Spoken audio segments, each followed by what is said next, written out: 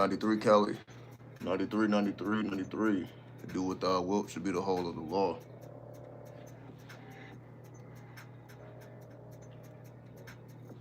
So y'all already know what's going on. What's up, Forbidden Narts? What's going on? What's going on? Peace, peace, peace, Cali. Peace, peace. Salute, salute. So y'all already know, you know.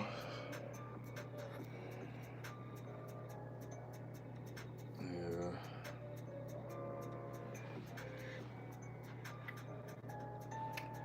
In this particular download, what's up, Goddess Incarnate? Salute, salute, peace, peace. In this particular channel, download, whatever you want to call it, we're going to talk about Pluto and the real reason it is no longer considered a planet. And we're going to speak truthfully and honestly about it, because we got to take you all the way back to the 1930s, because Pluto was discovered February 18th, my mother's birthday, 1930. All right, just to lay the foundation. And we're coming up on 100 years. We're going to 2025. In 5 years, it will have been 100 years since the discovery of Pluto, right? So it's no coincidence that now, 100 years later, we still consider Neptune a planet. We still consider Uranus a planet, but we no longer consider Pluto a planet. And to give you an understanding of why that is, they want to make it about, you know, it doesn't meet certain criteria. But it was never about that. Again, all these mainstream scientists who want to make up the rules, what's a planet, what's not a planet, it's never what it seems on the surface. It's always strategic, it's always political. And the reason we know this is we will start to gather the facts, gather this information. But of course, first, you know, we want to activate the spirits.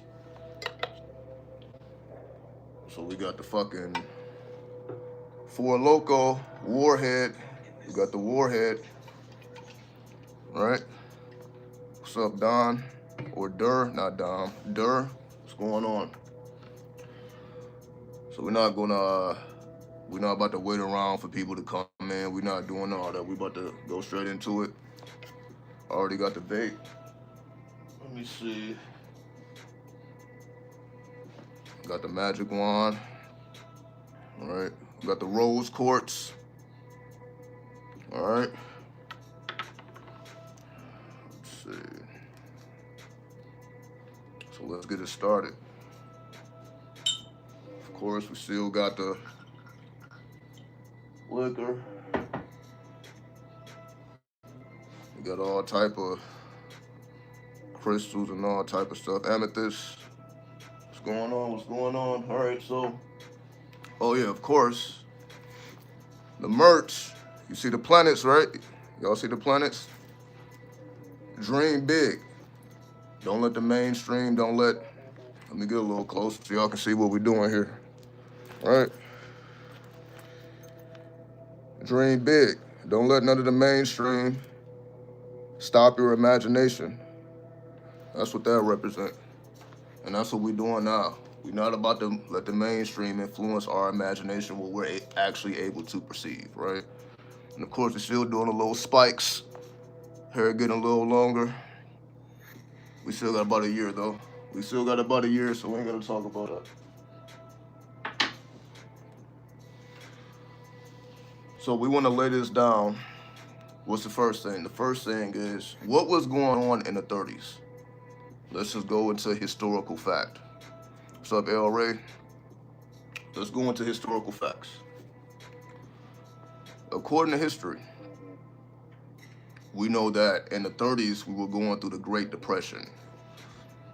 The Great Depression was a time where it was just so many people unemployed that people began to fear the future, or they wanted to know the future because the future now became uncertain. So we're going from a bunch of people being employed, you know, they making their money, they doing what they gotta do, then all of a sudden, massive layoffs, right? And this is before America was considered a world power. So we can't think of America like we think of America today, just trying to do anything and everything around the world, trying to, you know, flex their balls. This is before all that, right? We have to go back into the understanding of how America became America. And once we put these pieces together, we're like, okay, I see what's going on. So we got the Great Depression going on. You got all these people out of work. They ain't got nothing to do now, right? They just at home.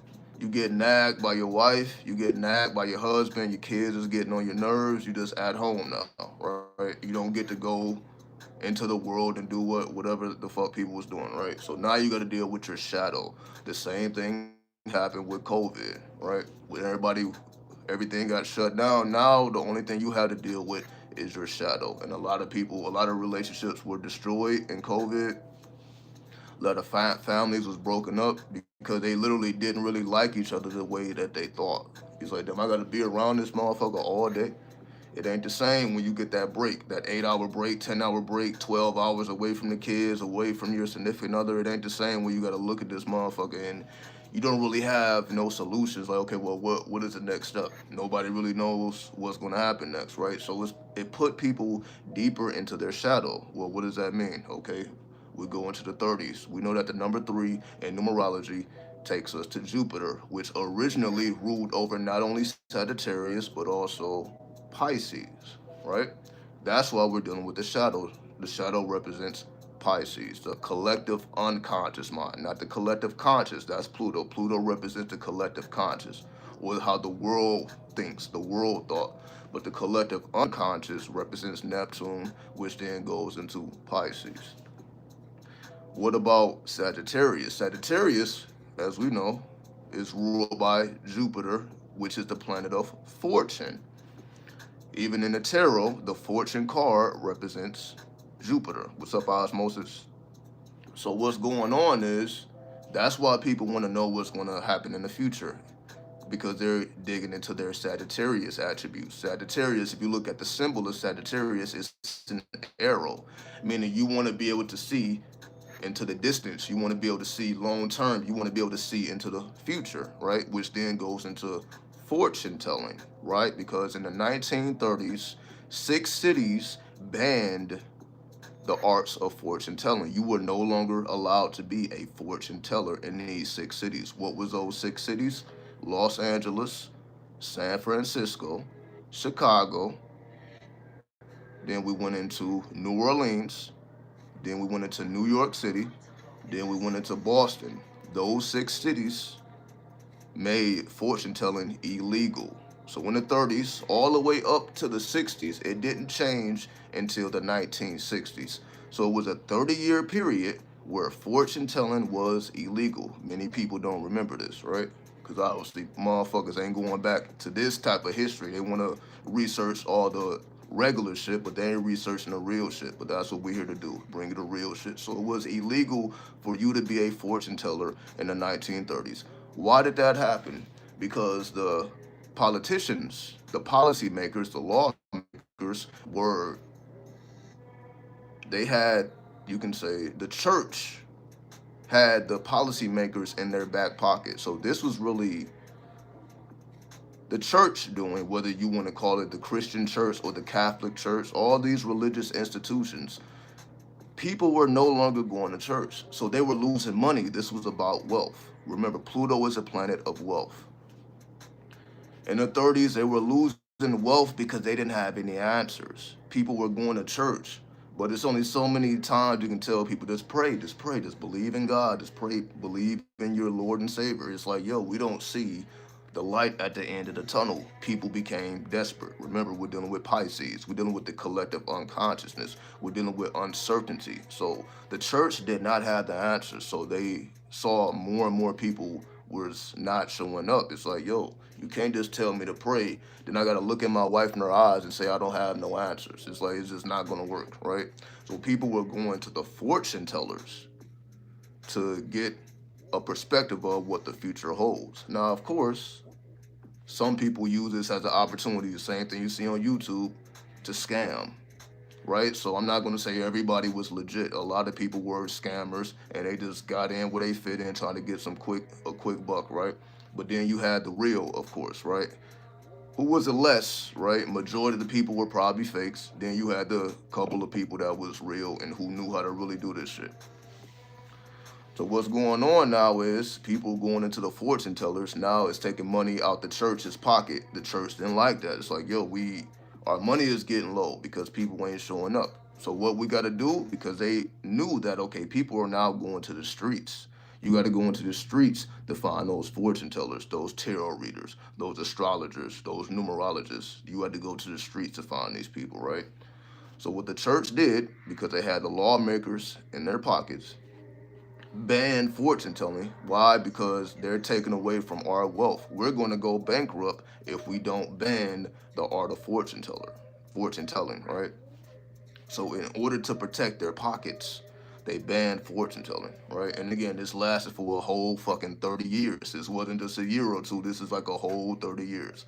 Mind you, what's also going on around this time is prohibition, meaning alcohol is illegal. You can't make it, you can't sell it. But of course, this is how the mafia came into power, because they were doing it in the underworld. Remember, Pluto represents the underworld, it represents the underground. So of course, people wanted to get drunk, people wanted to get high. Why? Because like, what the fuck else is there to do? You ain't getting up and going to work. You ain't really doing all this shit. You don't have the distractions of the world anymore. So it's like all you wanted to do was get high and drunk, because every day was just fucking painful, right? So people were going to the streets, get that alcohol, get that weed, get that coke, get them pills, whatever the fuck people was doing, they was going to the streets. Again, that fortune telling, right? So the streets basically had it all. The streets had it all. They had to shut that shit down. Like, okay, stop these niggas because they taking all our money. We know how this shit go. Now, what else was going on? Hollywood. This was a golden era of Hollywood, right? Meaning, the reason why they considered this the golden era of Hollywood, because if you look at the Hollywood films in the 30s, what type of movies were they producing? It was a lot of fortune telling, a lot of astrology, a lot of numerology. All the shit that was banned was still being put in movies. The radio also, all the radio entertainment, most of the entertainment was centered around the shit that was banned. Just like nowadays, like most entertainment now is what, fucking killers and drug dealers, cartels, people shooting shit up, action movies as they call it, right? All the shit that you're not allowed to do. That's basically what entertainment is. Entertainment is all the shit you are not allowed to do. Because if you get caught doing this shit, you're gonna go to jail or you're gonna lose your life, right? But we see this shit all day in movies. It's all in the music, right? All the shit you're not supposed to do. It's just the perspective is different. So you see that the radio, Hollywood movies, basically the mainstream has always made money off of things that were illegal, that you were not allowed to do. So even though all this shit is banned, you're still seeing it, hearing it through the radio, and you're still seeing it through movies, even though it's illegal. You cannot legally practice any of these things, but it's still everywhere. As soon as you go into the streets, again, wherever you go is right in your face. Also around this time, hoodoo began to become a lot more mainstream. So people are into that voodoo, people are into that hoodoo. They're into those sacred arts, right? Because it's like, what the fuck else they gonna do? Go to church? They're like, yo, we tired of hearing the same shit every week, especially now when we really hurting. When people become desperate, they go back into their self or their shadow. That's what was going on. The church saw that, like, yo, we can't keep people under the spell because they're way too desperate. You can only keep people under the spell if they're employed, if they got money in their pocket, if they can take care of their family. Then you can go to church every fucking Sunday. You ain't really trying to go to church when you ain't got nothing. And then the church don't have nothing to give you anyway, other than wise words and Christ and all that. So motherfuckers just wasn't. They were just tired of that. Like, yo, that's not doing nothing. The truth was beginning to really hurt them. It's like, yo, I believe in my Christ. I believe in my Lord and Savior. I believe in God. I believe in the goddess, whatever the fuck they was on. But it's like, yo, this ain't looking nice. Everybody's fucked up. This ain't looking nice, right? So hold on. Make sure everything is charging up here. Okay, yeah, there it is. So what's up, Kyra. So what's going on now is, so we got prohibition going on, no alcohol, no drugs, of course. Now, no fortune telling. Okay? So now they're trying to force people into the church and stay into the church because you remember when you go to church, you're still giving up offerings.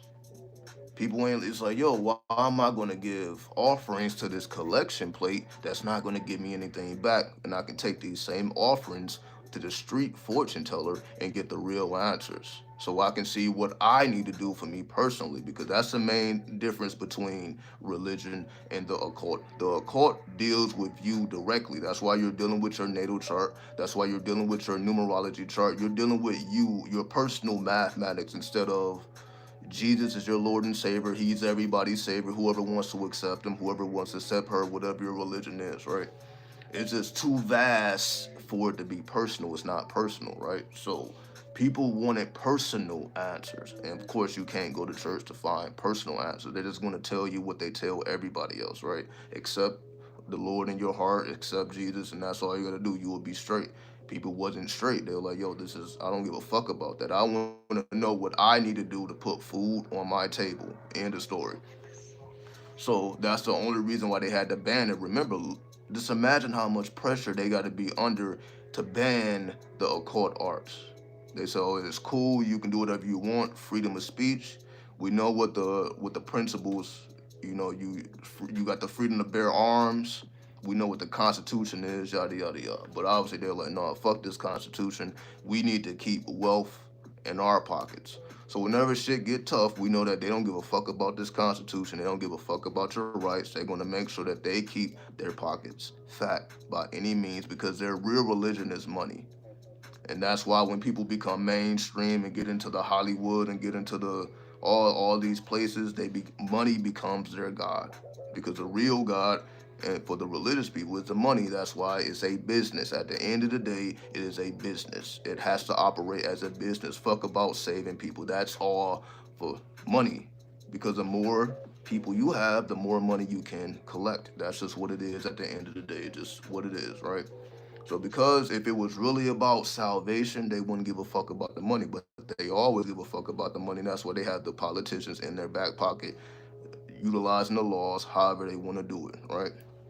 So they don't give a fuck about violating your rights when it comes to that dollar bill.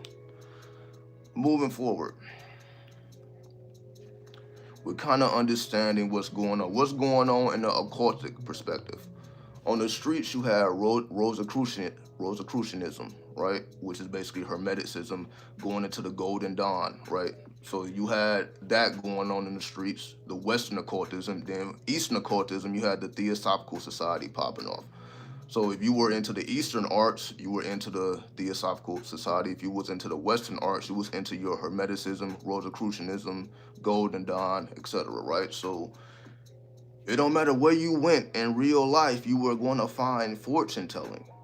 This is basically what I'm. So if you ever went into the streets, you're going to run into somebody in the Golden Dawn. You're going to run into somebody in the Theosophical Society. You're going to run into a real fortune teller. So even though all this shit was illegal, it obviously was still operating on the underground. Money was being made. So much money, people became wealthy. And that's why they made it illegal, because people were becoming wealthy.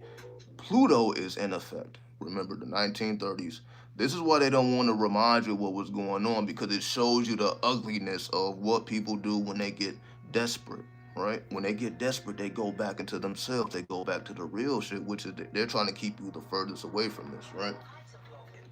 So they can only do that again if they keep the jobs up. That's why. So the whole job of the politicians is to keep money in the pockets of the people so that they can get broken off.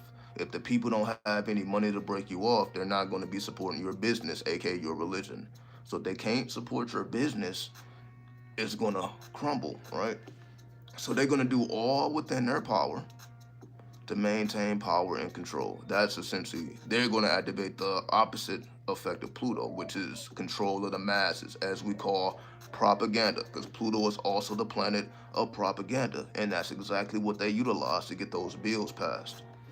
It just backfired on the, excuse me, just backfired on them because they couldn't stop the real shit. It's like people were just too hurt. for them to maintain the type of control they had. So just because they passed laws, remember, we know weed has been illegal for who knows how fucking long, right?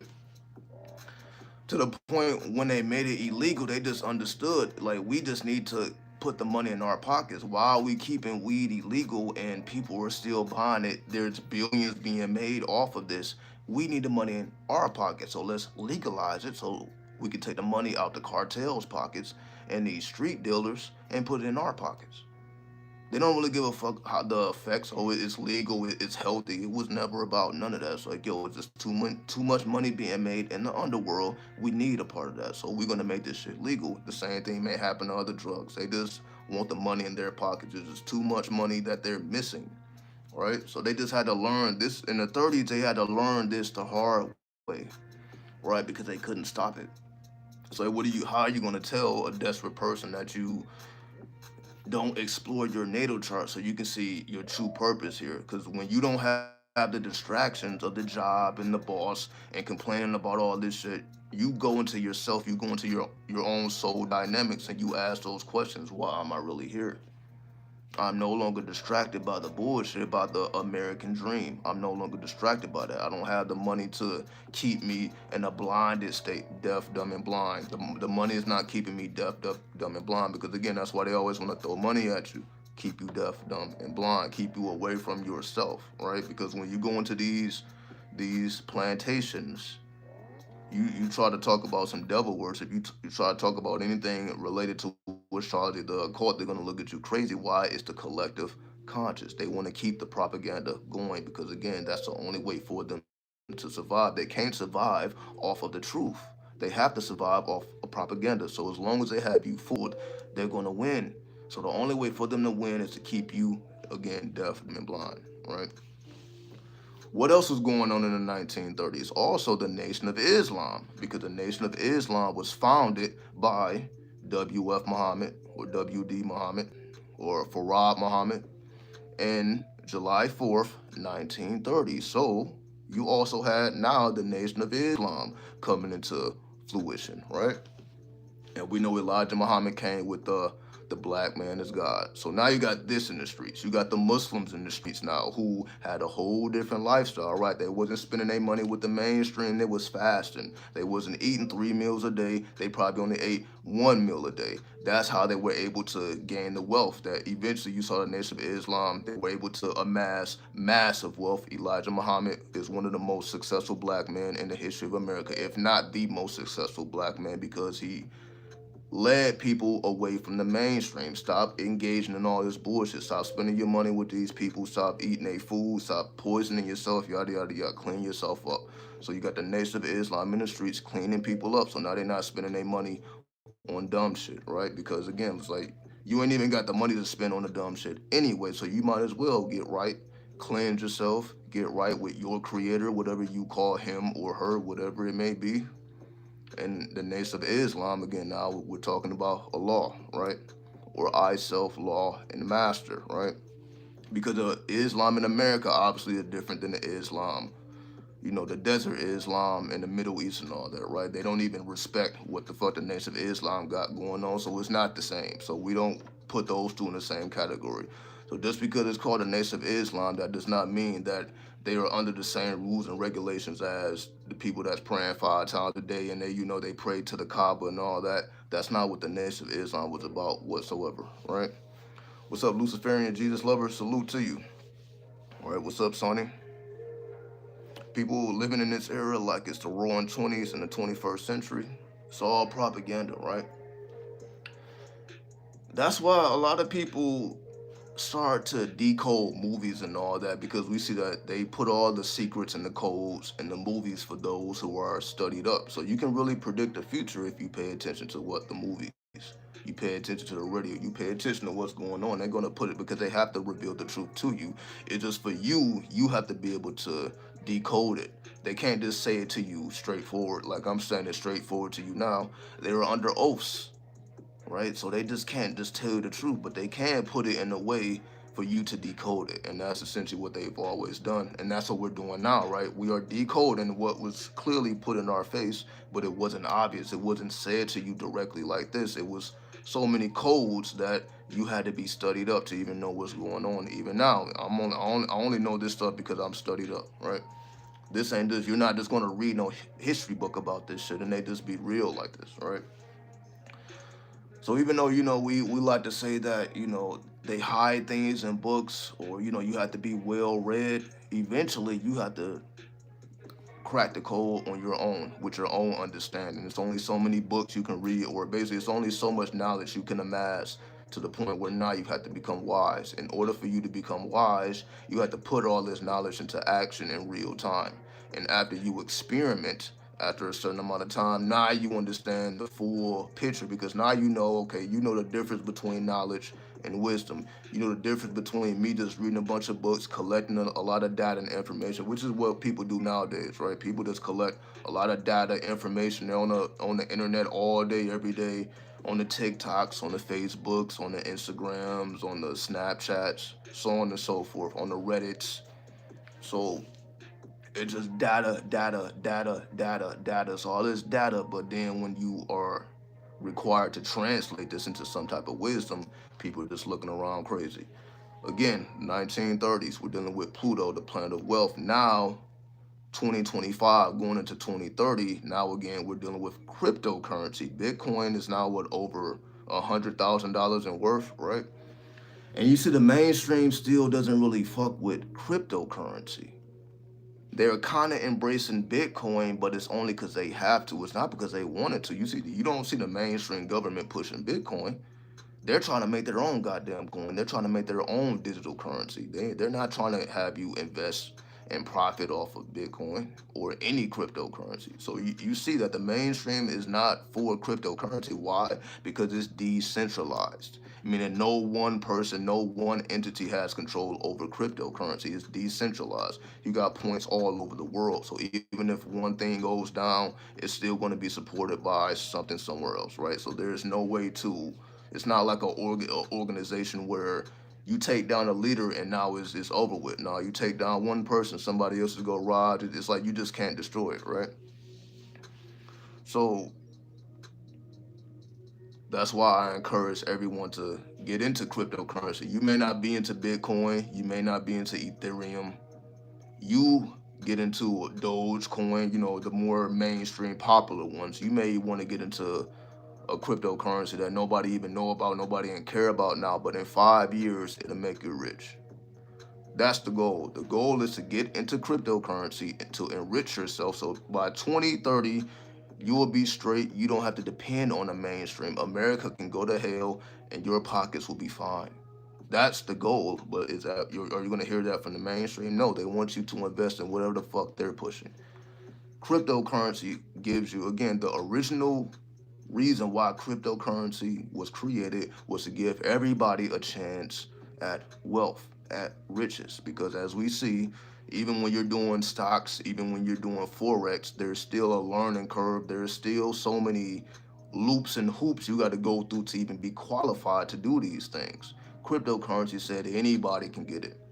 So cryptocurrency has never really been accepted. It never really truly will be accepted because it gives you freedom. It gives you the ability to say, well, fuck the local currency or the local dollar bills. Now I'm into currency. There's a whole different way of thinking when you're thinking about currency versus you're thinking about just a local dollar bill, the local money. Remember, there's a difference between money and currency. Pluto puts us on the level of currency. You could say Jupiter is more so about money, right? So when we're thinking about money, you're probably thinking about Jupiter. However, when we're thinking about currency, because currency can also be energy. So currency transcends just paper bills.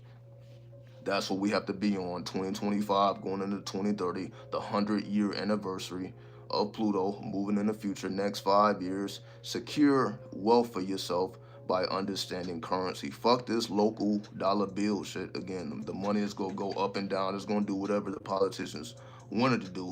America's going to take over another fucking country. We know how America is. We know what's going on. We got wars popping off all over the place. This is about money.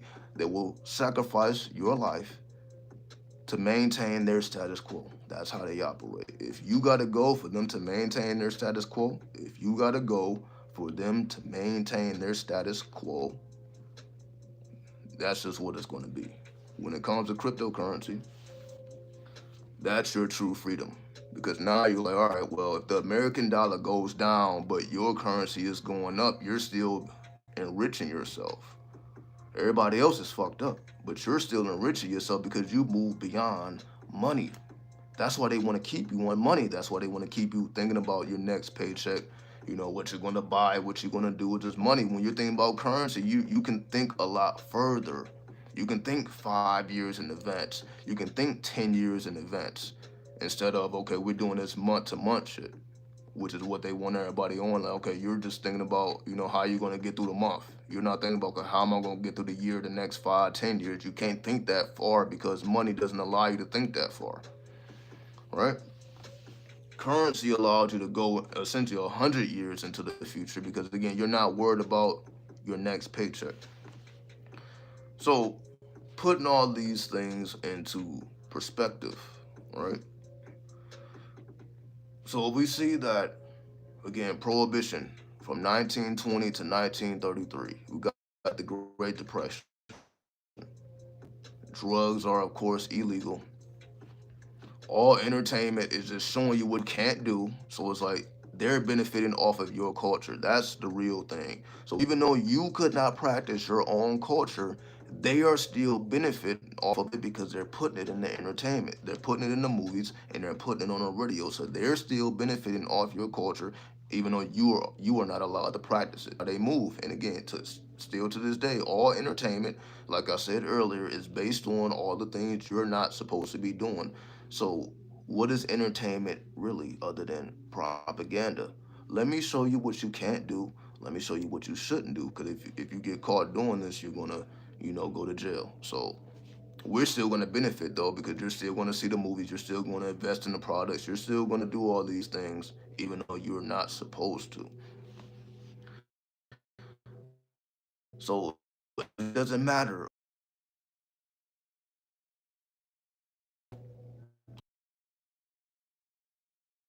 and holes in their movies goes going on. They had to show you had those type of movies in the 70s. It always reflects on the things you shouldn't be doing, but they want to capitalize off of it. So just because okay, it's legal, if you get caught, it's illegal. So if you get caught doing it, you're going to jail, but we're going to still put it in your face, and we're going to still essentially influence the minds of the young to eventually go on this path, because if this is all you're seeing on TV, if this is all you're hearing on the radio, and then when you go out into the streets, this is all you're really seeing, what do we think is going to happen? The same thing with now. Everybody wants to be the killer, right? Everybody wants to be the rapper because that's all in the entertainment. You go out into the streets, you mingle with people, everybody's rapping, trying to do this, do that. But again, they can't go beyond death.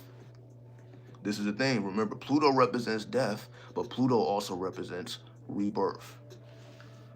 Most rappers nowadays can only take you to death. They can't take you through the rebirth. Why? Because they die, right? They talking about all this murder, all this killing, all this basic poison in their population. What's up, Chloe? So they never get to show you what happens after the death. They how much they're going to kill, how much they're going to steal, how much they're going to do destruction. Basically, that's the aspect of Pluto. They can show you the destruction, but they can't show you what to do after. They can't show you the rebirth, right? So the reason that is because the mainstream doesn't allow you to go that far. They was like, okay, you can talk about killing your own people. You can talk about poisoning your own people. You can talk about destruction all you want, and we're going to pay you to keep up that propaganda. That's exactly what happens. They're literally giving you deals to talk about the destruction of your own kind. They're like, here, we will pay you for you to do your people death, but are going the wrong directions, and then we profit off of their physical death or the death in the jail cells, right? They're going to make sure they profit off how to kill and how to die, but how do you become reborn? Because that's something you're not even supposed to deal with, right? That's only something preserved for the Christ. Only the Christ was able to resurrect. They're not showing you that you're the Christ and you have the ability to resurrect. They're not showing you your resurrection. They're just showing you your death. That's why they always put in your face that man dead on the cross.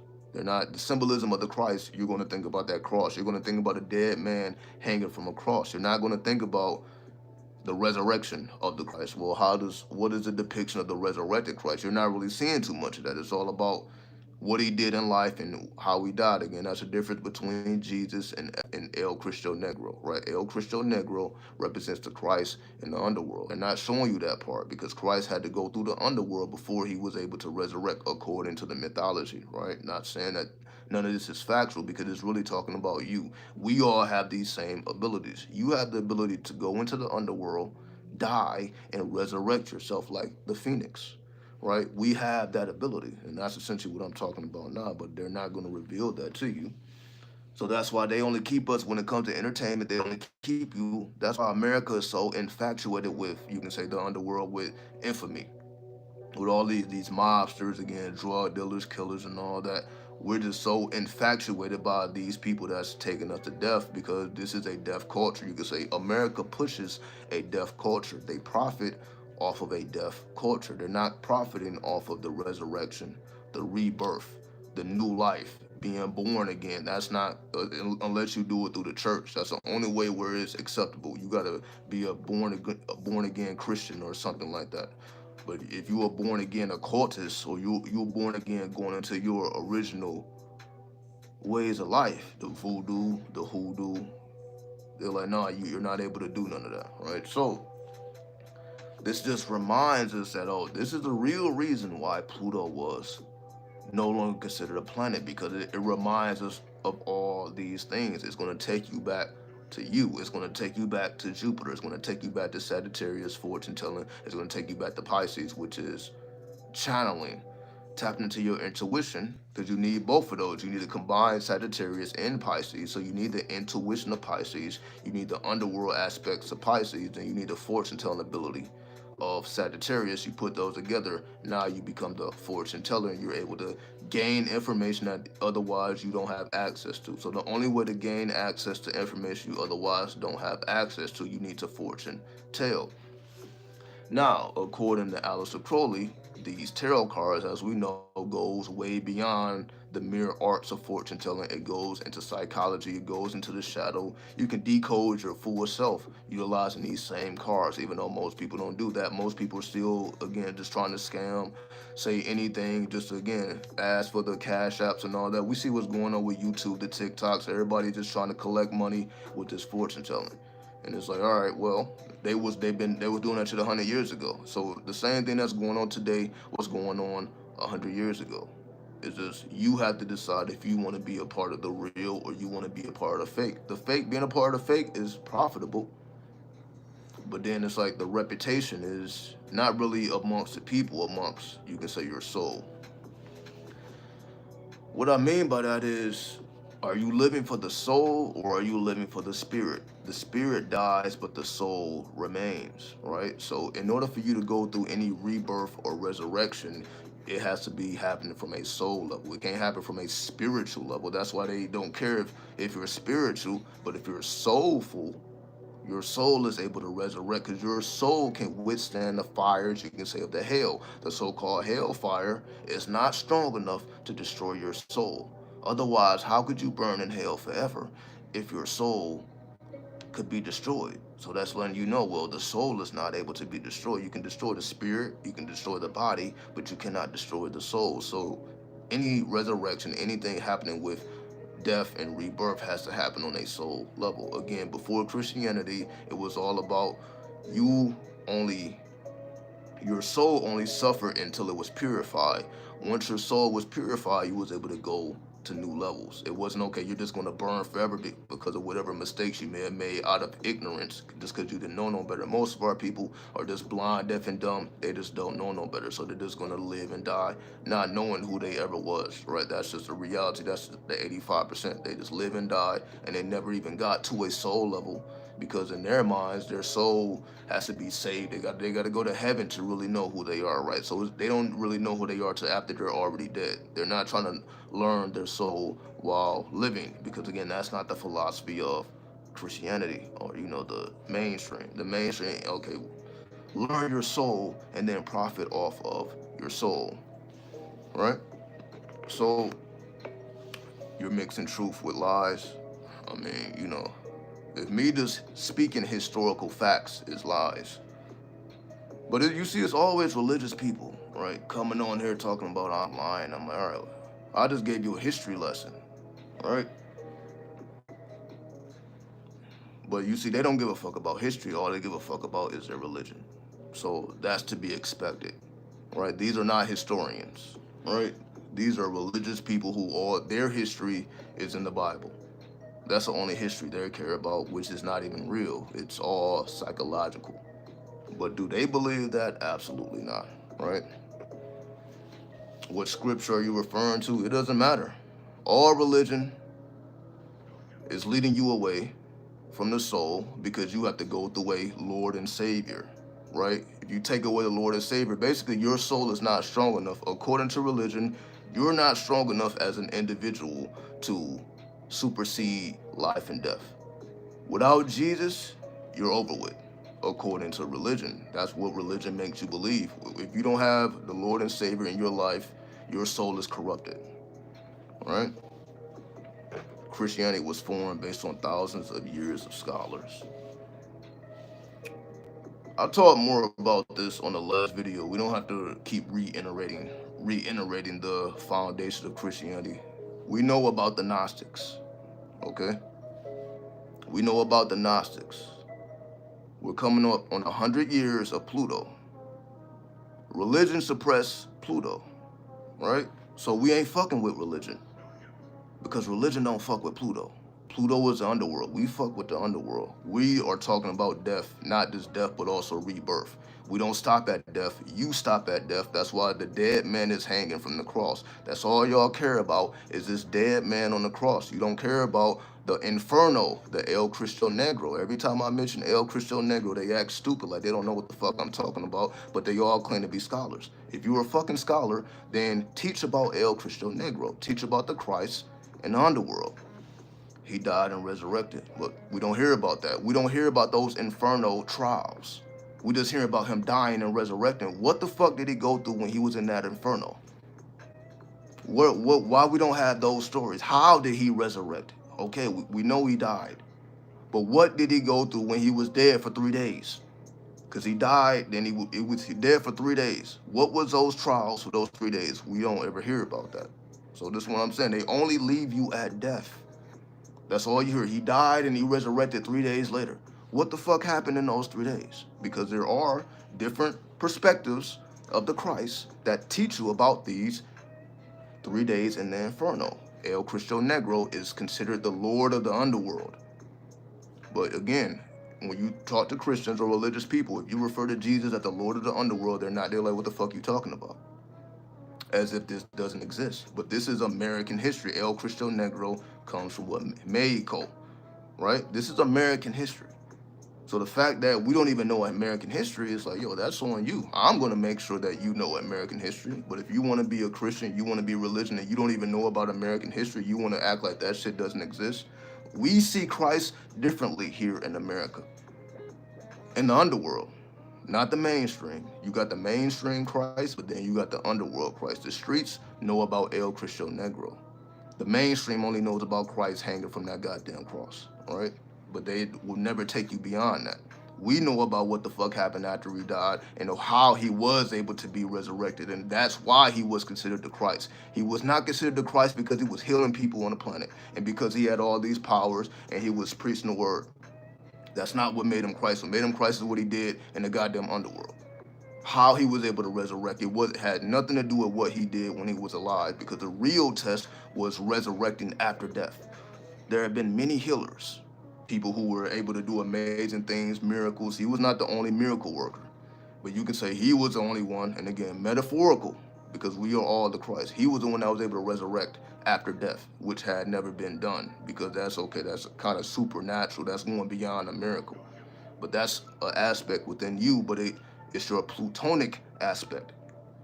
That's why we call it the Plutonian mysteries. When you go into the Plutonian mysteries, now you got to go into the forbidden arts. And one of those forbidden arts is what? Necromancy, which is communicating with the dead, which is something you're not supposed to be doing, right? So necromancy is one of the arts that's original to us, which that's original to you. But again, that's forbidden. We have the 7 forbidden arts. Why are these arts forbidden? That's what you gotta, like, okay, well, because the mainstream said don't fuck with this. We on the underworld, we're fucking with everything because we have the birthright to do so. We're not gonna delete our birthright and then join the fucking church that says, okay, all what you were doing and what your ancestors were doing is bullshit. We're not going for it. We may have went for it 100 years ago. We're not going for it now. People are way too educated. Like, okay, with real history, not the fake shit. We're way too educated with that real shit, right? Why does Pluto represent rebirth? Pluto represents death and rebirth because it's talking about the story of the real Christ.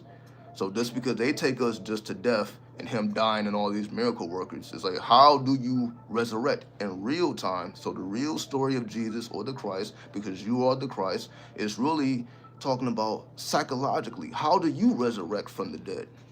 If you're walking around dead, deaf, dumb, and blind, you don't know what's really going on. How do you resurrect to come into the awareness of yourself that you are indeed the Christ? How do you come into that awareness? You have to go into the underworld. You have to experience your El Cristo Negro in order to resurrect and become reborn, to be a born again, right? That's something you're supposed to be doing. That has nothing to do with what another man did. That's what you're supposed to be doing because you are the Christ. But does the mainstream believe that you are the Christ? No, they're putting it on somebody else, something that you're supposed to be doing. Right? It's very simple. You are the Christ. You need to resurrect from your deaf, dumb, and blindness. That's what we're doing now. That's why I'm teaching you now. Resurrect off of this money shit, go into currency because currency is talking about life, death, and resurrection. Those are all forms of currency, right? Life is a currency, right? Death is a currency. People are profiting off of death, right?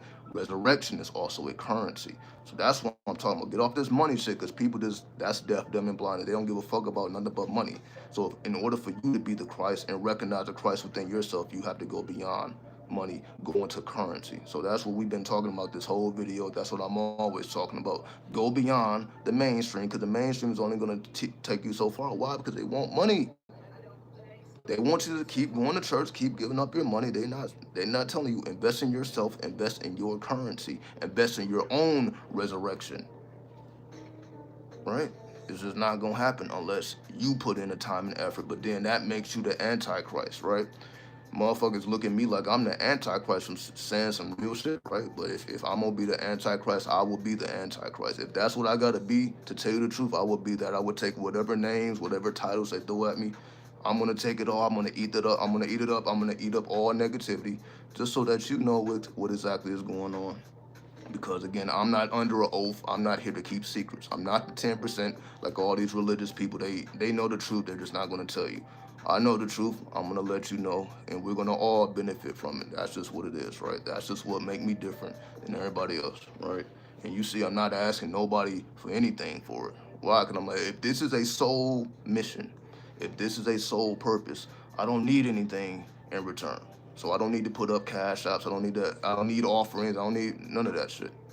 This is soul work, right? And y'all, as y'all see, this whole time, this is soul work, right? This is not spiritual work. I'm not a spiritualist trying to, this, again, I'm not with none of that shit. But that's why I'm still here, right? That's the reason why I'm still here and why so many of these people come and go. They get exposed. They're fucking scammers. They just can't conduct real business. That's why I'm still here after so long, right? So only reason I'm here because I do fair business whenever I do business, and I'm not misleading people except by fucking Christians, right? The only people that feel I'm misleading anybody is religious people. Anybody that's really navigating the world and who see things clearly like, okay, this is real shit. All I gotta do is do your research. But they're not gonna do no research other than outside of they're not gonna do anything outside of their book because that's their, and I'm like, fine, stay within your universe. That's why you created. You created your matrix to stay within it. Just because we are outside of the box, it don't have nothing to do with you, right? That's just what it is, right? Demons like Belial, we fuck with demons because demons is our ancestors. That's what you motherfuckers don't understand. Before something was considered demonic, they were our gods and our goddesses. These are entities that we worship because that was our spirituality. That was how we tapped into our soul, right? So just because you refer to it as a demon, we're not going to refer to it as a demon because we know that this is ancestral work, which is forbidden. necromancy again is forbidden. Anything that's dealing with spirits and tapping into channeling and downloads, all that's forbidden. But we know that we're just tapping into some real shit currency. Downloads and all this is all currency. Let me go back. So all we are doing is tapping into currency that we had the ability to tap into. Just because you want to say, oh no, that's bullshit or that's the devil, well, we with the goddamn devil then. It is what it is. If that's the title we got to be put under, then we with the fucking devil. You stay with God and we'll be with the devil. We're going to roll with our ancestors. We're going to roll with motherfuckers who knew the truth. We're not going to roll with motherfuckers who didn't push lies. And the whole history of this religion has done nothing but cause destruction on people, right? It's just destruction. Christianity has not led anybody towards salvation physically. They can talk about the afterlife all they want, but physically, it's just not there. But some people are saved. But again, keep making your money, keep profiting off your business. It's a business for you to say anything religious. It profits you. So I understand why you're doing it. It is profitable to you, right? You're pushing lies. Everybody keeps saying I'm pushing lies. Well, not everybody. Only the religious people. The occultists know what's up. The occult is a fucking lie to you. So if the occult is a lie to you, then let it be a lie. I would suggest you go to a ministry somewhere and then learn the truth. I don't know why the fuck you're over here. So you just came over here to tell me I'm pushing lies. Well, I don't know why you're wasting your time, right? Like I'm just about to stop just speaking the truth. It's lies to you, but it's the truth to us. So what do you think we're gonna do here, right? What do you think we're gonna do here? So now they're talking about advanced Christians. There is no such thing as an advanced Christian, unless you're talking about the Christ within yourself. That's advanced Christianity, the Christ within self. That's the real shit. But of course, they can't tell you that. So they're not going to tell you that. So they are under, again, oaths. They cannot tell you the truth. So that's why you will never hear the truth from these people. They're not allowed to tell you the truth. So don't expect them. And of course, they have to tell me that I'm the liar. They have to tell me I'm the devil because that's what they're paid to do, which makes them servants. They're not gods, they're servants. So let them do their service and bring people to the church. That's what they're supposed to be doing, right? So again, they want to call me atheist, devil worshiper. I've been hearing all this stuff since I was a teenager, right? None of these things affect me, right?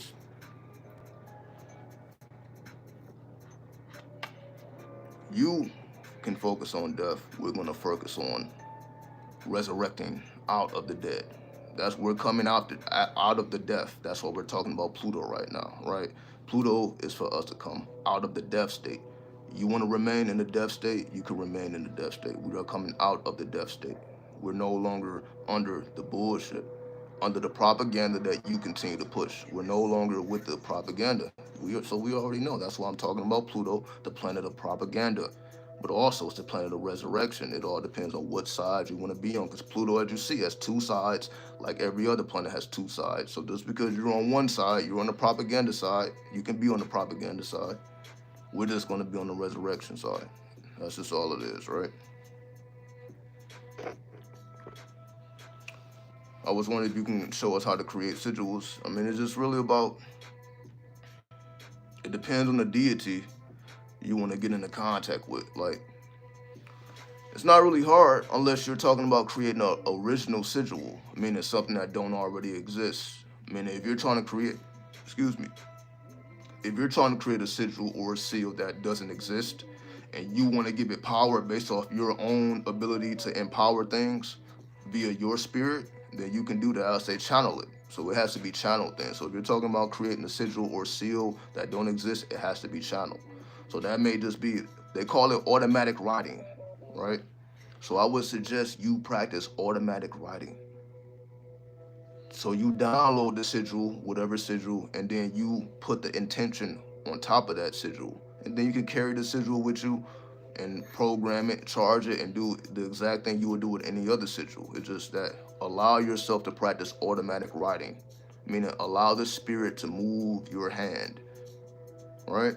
Which I can show you examples of. Let me see. Let me get my notebook. I have plenty of examples of this. I'll be right back. Let me grab my notebook so I can show you some evidence. It should be right over here. 1 second.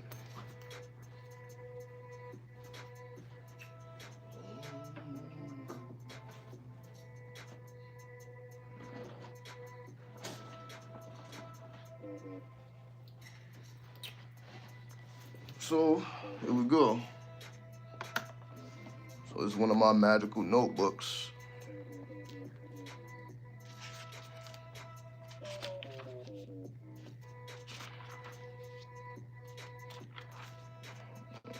Let's see. So for example, here's some personal stuff. All right. Show y'all some real shit. All right. This is exclusive right here. Okay. So we're talking about creating sigils. All right. Stop playing with me. Right? I really do this shit, right? Stop playing with me. I really do this. Right? Stop playing. See that? What's up, Ashe? Salute to you. What's going on, Ashe? So y'all see I'm not fucking around. You see how you can ask me that question and I just pulled a notebook out? Cause I really do this shit, right? I really do this shit. Stop playing with me. All right? So you see, people say whatever the fuck they want to say, but then I just continue to pull out evidence, right? I just continue to pull out evidence. All right? All right? Double pages. So you see what I'm doing. You see what I'm doing. Oh yeah. Oh yeah, you see what I'm doing. You see what I'm doing. Exactly. Exactly. Exactly. So y'all see what's up. Exactly. See, I can keep going. I can keep going. You can keep going. So that's to answer your question. How to make sigils, channel them. Automatic writing. That's what you gotta do. Automatic writing. Which is basically what I do all the time, right? I do it all the time. This is just me. One stroke. This is just one stroke. It's what I do anyway. It's what I do anyway. See, I got my own shit. Right? Sigil, sigil, sigil, sigil, sigil, sigil. Whole page. Alright? There you go. There you go. So you see, we ain't fucking around. We're not fucking around. But you see, we ain't even take a hit. We ain't even take a hit yet. So give me a second. So let's get a little lifted. So let's continue to keep the message going. You know, I didn't already been here an hour. No alcohol, no weed, or THC. So let's get the THC flowing, and we'll go. So give me 1 second. So let me get the proper vape.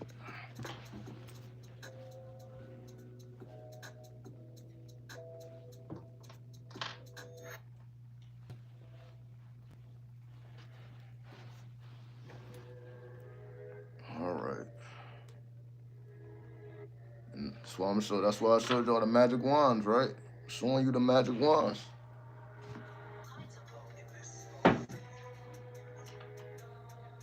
And I got crystal quartz. Got the crystal quartz. Right. We're doing real healing work. What else we got? We got more. What else I got? Give me 1 second.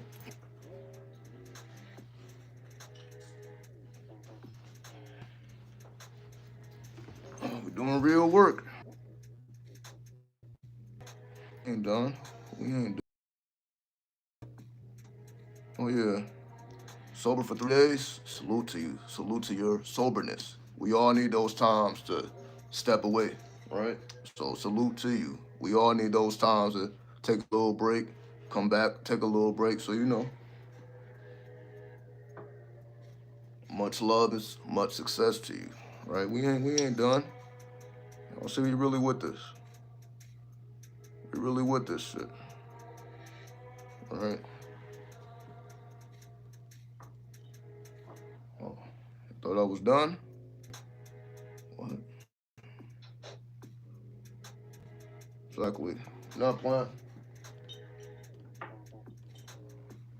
We ain't playing, man. We ain't done. You see this? Exactly. Exactly. Enough of that. Enough of that. But I haven't physically smoked weed in a very long time. Having like the actual plant, I haven't physically smoked in a very long time. I've just been vaping. It's just more convenient, right? It's just more convenient to vape. Not really trying to have like my area just smelling like weed just because I smoke. I'm just over all that shit. I don't want nothing smelling like weed. If anything, I want to smell like oud, right? Cologne, right? So just let my atmosphere just reflect that energy. So that's why I just be vaping. So I don't even remember the last time I actually fired up weed physically. I don't even remember. So give me 1 second.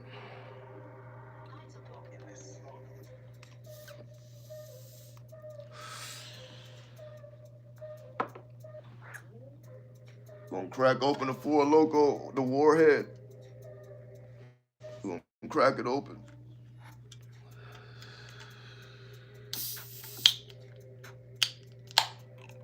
And this is why I do these things in front of you, just to show y'all, like I'm not here to put on a facade, right? Do what they do, but I'm like, I'll do it in front of you, right? Just to show you, like, I'm not above any masters of our vices, right? We do things, we don't let things do us. We don't lose ourselves, right? We stay in control at all times.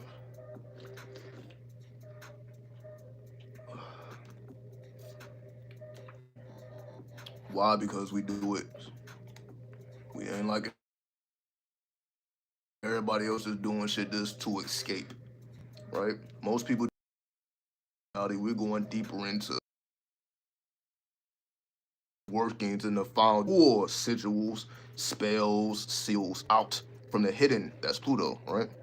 We pull from the hidden things that have been concealed from us. We pull from the darkness. We pull from the underworld. We are necromancers. We channel and we hear the voices of the dead. We tap into that real shit.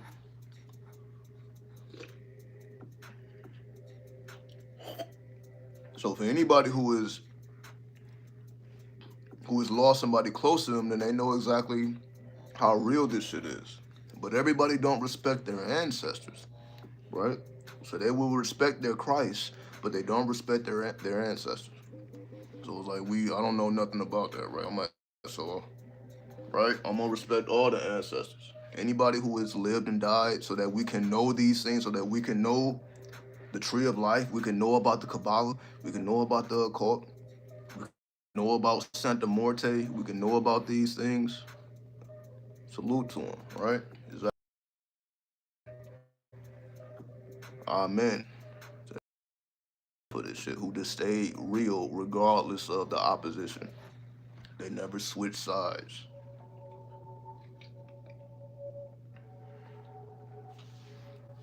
And that's why I always thank my mother. Because she allowed us, me and my sisters, to be free with our thinking. She didn't try to overload us with religious thought. Because she was an Aquarius, right? The New Age, she was more of a New Ager. She was more Aquarian minded. So a big part of why I am the way I am is because I had the freedom to think. I wasn't evaded with all the bullshit and I had to unlearn it. See, some people have to unlearn like all the bullshit that they were taught. I wasn't really taught the bullshit. I was just able to move straight ahead into this occult shit. That's why I've been doing it since a teenager, right? She allowed us to evolve naturally. So I didn't have to deprogram. I just kept feeding, right?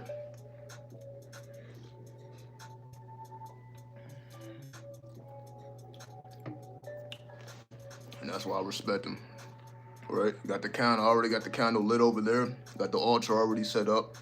Already got the 7-day candle. Right? Hold on, I'll show y'all more. I'll show y'all even more.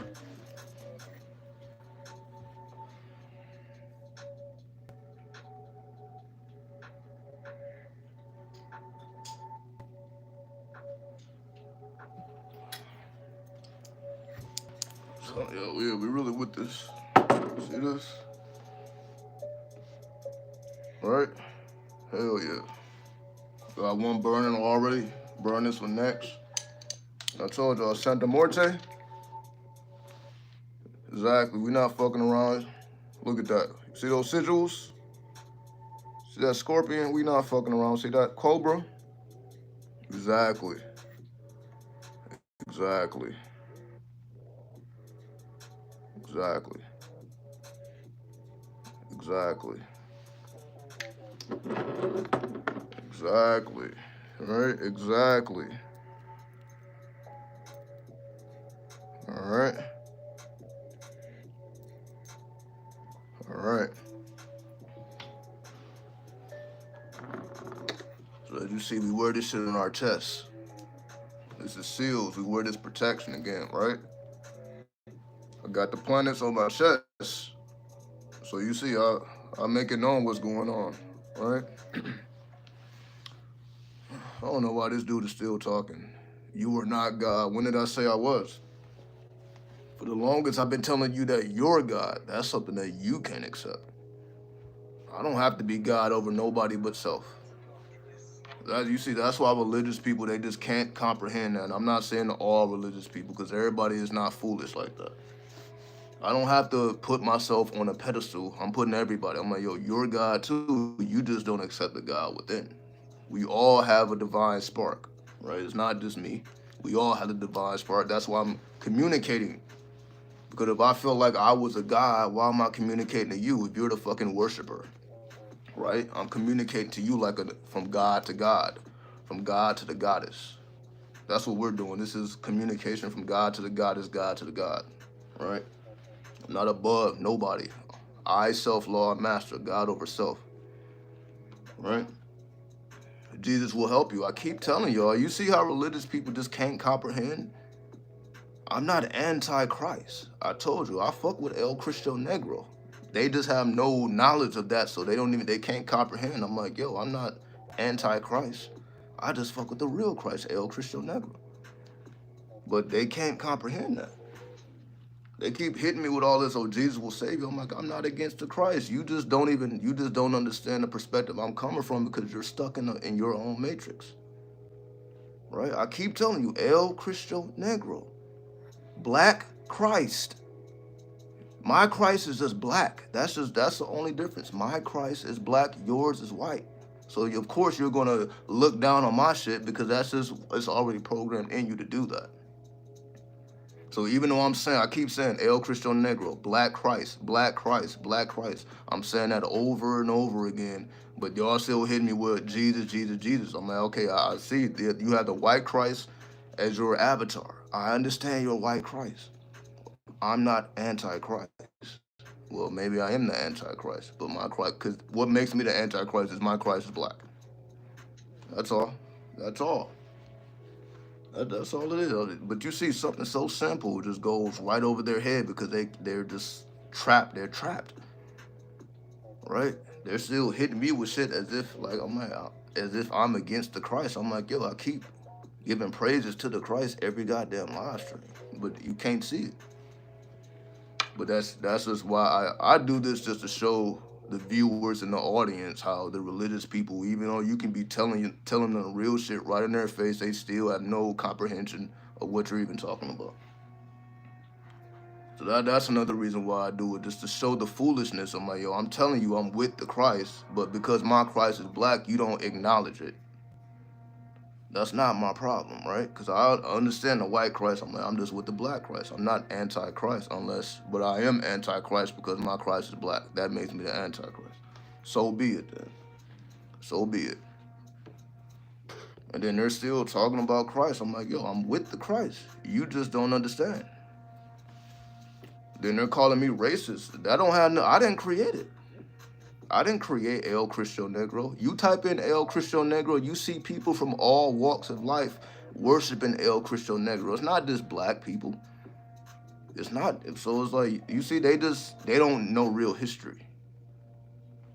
That's just all it is. You don't know real history. You type in El Cristo Negro, you're going to see Mexicans worshiping that black Christ. You're going to see white, black. You're going to see everybody worshiping that black Christ. It's not a black thing at all. It's not a racist thing at all. Everybody's into it except the ones that's not. But you see, I'm just making it known that you see how you're just incomplete. You're incomplete because you can't even accept the different aspects of Christ. You just see Christ in one way, that white way. You don't see it in the black way, and you don't have to. But don't come at me like I'm doing something wrong because my perspective of Christ is different. But that's what I'm saying with religious people. Like, just because you have a different perspective, they're like, oh, you're wrong. You're pushing lies. I'm pushing lies because my Christ is black. I guess I would push lies in. I'm gonna say my Christ is black. I'm not saying your Christ is black. I'm saying mine is black. And it's not because I said so. You can look up El Cristo Negro, do your fucking Google search. That's not a deity that I invented. That existed before me, is gonna exist after me. That don't have nothing to do with me. I just acknowledge it. Right? Simple. But you see the religious people, they just cannot comprehend that. So that shows your racism. That doesn't show my racism. It shows your racism because you can't even acknowledge Christ from an ulterior perspective.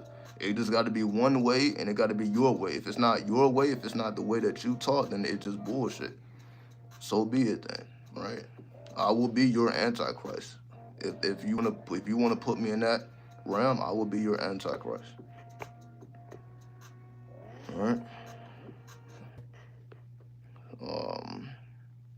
If you break the law Jesus has placed, you become corrupted in the eyes of the Lord.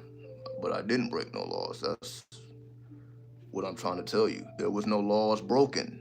I am with the Christ. It's just you don't acknowledge El Cristo Negro. Very simple, right? You see how they want to make shit hard that's very simple? It shows their racism. It shows that, oh, you just don't respect anything original, anything black. You have no respect for it. It's not my problem, though, right? I just have to be the one pushing lies because I'm telling you about real entities and real deities, real American history. But that's me pushing lies, and I'm just talking about real American history. This is what's really going on right now. This is not just me. This is really going on. People are worshiping El Cristo Negro right now as we speak. This is not some shit that I'm just trying to push that don't have nothing to do with nobody. This is going on right now. Like you're on your knees worshiping your white Christ. People are on their knees worshiping their black Christ. Let them be. But you see, this religious mentality, they just have to know that's wrong. If it's not white, it's not right. That's their mentality. That's racist. If it's not white, that's the mentality that you're pushing. If it's not white, it's not right. Because I'm like this. Because my Christ is black, and it's just. It shows your foolishness. It don't show mine. It shows yours. It's just very simple, right? But that's why we're here talking about Pluto and why it's so important that we acknowledge Pluto, because it takes us where? To El Cristo Negro, the Lord of the what? Underworld. That's Pluto. All they know about is the sun. I'm telling you about Pluto. Something that they have demoted, that they don't acknowledge, that they don't give a fuck about. Well, you shouldn't, because it's ours. It's not yours, it's ours. I don't expect you to care about it, but I expect us to care about it, and that's why I'm talking to us. I'm not really even talking to you. I don't know why people who are religious are even here. I'm like, what are you even doing here? When you can be in church right now worshiping your white Christ, because we want to acknowledge the black Christ. It's like, I don't know why are you here, because I'm definitely not going to be nowhere with the white Christ disrespecting them. But they want to come over here disrespecting us. So what are you doing? Because if you were worshiping Christ right now, I would respect whatever you're doing. I'm not going to go in nobody's church and disrespect their gods, disrespect their goddess. I'll allow them to be whatever they choose to be. Everybody has the freedom of religion, right? So I'm not stopping nobody from doing nothing they want to do. But for whatever reason, they want to come over here because we talking a real shit, then say we're pushing lies. Like, what are you even here for? You don't have to be here. Especially, like, why are you sitting listening to lies? I don't understand, because I'm not about to go in church and listen to a goddamn white Christ. I'm not going to do that. I don't have nothing to do with that, but I respect it. I'm not going to go in there and do it, but I respect it. But y'all have to come over here and just disrespect us. It just shows us your character, right? That you, when the truth is spoken, it makes you uncomfortable, because that's why you're like, why are you even here when you don't have to be here? It's just that simple, right?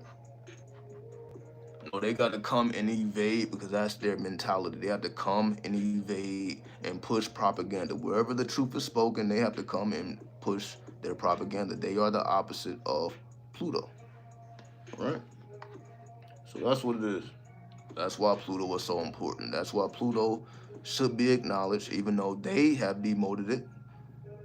Christians demoted Pluto, not Plutonians. Christians demoted Pluto. Catholics demoted Pluto. So when you understand, like, oh, this is why they demoted Pluto. That's why I went through the whole history for you. This is why they did it. It hurts them monetarily. It hurts their pockets. And that's their true God. Their true God is not Christ.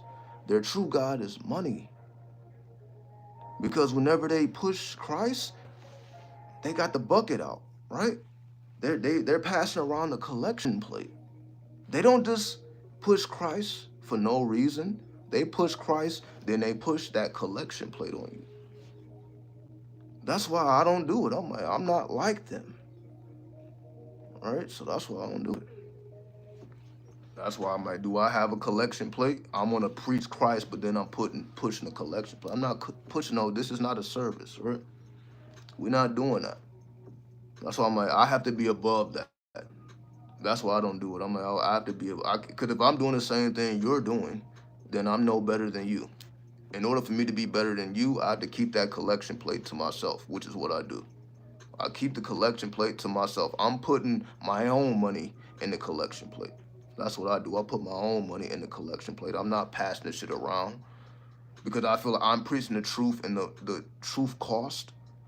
I'm saying, well, the truth don't cost, because I'm not charging anything unless somebody wants to get with me personally, and then, my personal time. But if we're talking about this, none of this costs. But because their religion is really money, they can't do what they do without pushing that collection plate. That's just how that is. They cannot do what they do without pushing that collection plate. So that's why they mad at me, because they don't, like, I'm not pushing it around. I can just speak and be okay. I'm like, this is soulful. I can speak and not expect anything in return.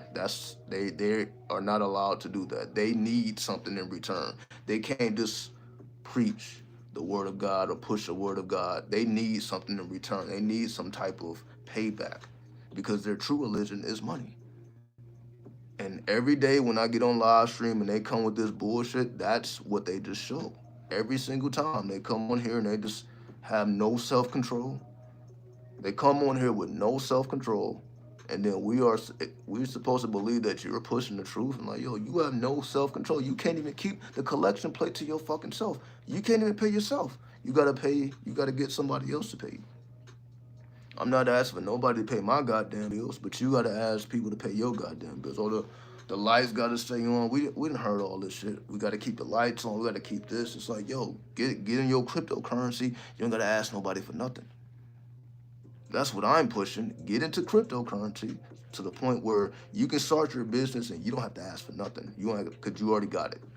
So you ain't gotta ask somebody for nothing. You can just speak your truth and just let it be that, because it's already paid for. You're not dependent on the goodwill of the people. We over that. We not doing that no more. We're not dependent on the goodwill. We just have to speak the truth. Fuck how they feel. That's why you see I speak it. Fuck how you feel, because I'm like you. I don't really need anything from you, but you need something because you're incomplete. If you were complete, you should be able to speak the word of Christ and whatever. You don't need nothing in return. But we don't see that. We don't ever see that. It's collection plates all over the damn place. You're trying to dig in my goddamn pockets. All right? You wish to silence the Lord. You see, they're talking about stuff. I am with the Christ. just not your Christ. But you see how they don't have any boundaries. They don't understand respect. I'm not over in your world telling you how to live and what to do, but you want to come over here trying to tell us what the fuck we're doing. You're not going to find me over there. Anything your world, I'm not over there. Why are you coming over here and then telling us that what we're doing is wrong? Because you're just amplifying the whole reason why I even wanted to make the video, why this channel exists, is to expose you motherfuckers. Where anytime we speak truth, somebody's coming in talking about, no, you're pushing lies. I'm like, I'm just telling you about what actually happened. I'm telling you about real deities, real history. But it's like they don't really fuck with deities or history. So are we really surprised? Because their history is biblical history. And you see how foolish this makes people when you make biblical history your real history, when you supplement real history and put the biblical shit over the real shit. Now you're pushing propaganda. Now you feel like you have to say something in somebody else's space and you wasn't even invited, right? But that's what they do. So I'm like, you say whatever you need to say. Continue to show us your true character, cause that's all we see. Like we don't see nobody intelligent, because it's just not there, right? It's just not there. But you just motivate us to continue to do this shit, right? That's why I keep showing up. I keep showing up because I know it's people like you in this world who just don't. The only thing you understand is propaganda. The only thing you understand is bullshit. The only thing you understand is I have to get people away from the truth. You're not bringing people towards the truth, because if you were bringing people towards the truth, you would allow them to come on their own, right? The same way you were allowed to click on this video and watch on your own, nobody forced you. You came in here on your own with your own free will, right? You took your nobody has a gun to your head. You are here because you want to be here, because you can be anywhere else. So the fact that you're here when you could be anywhere else, this is your own free will.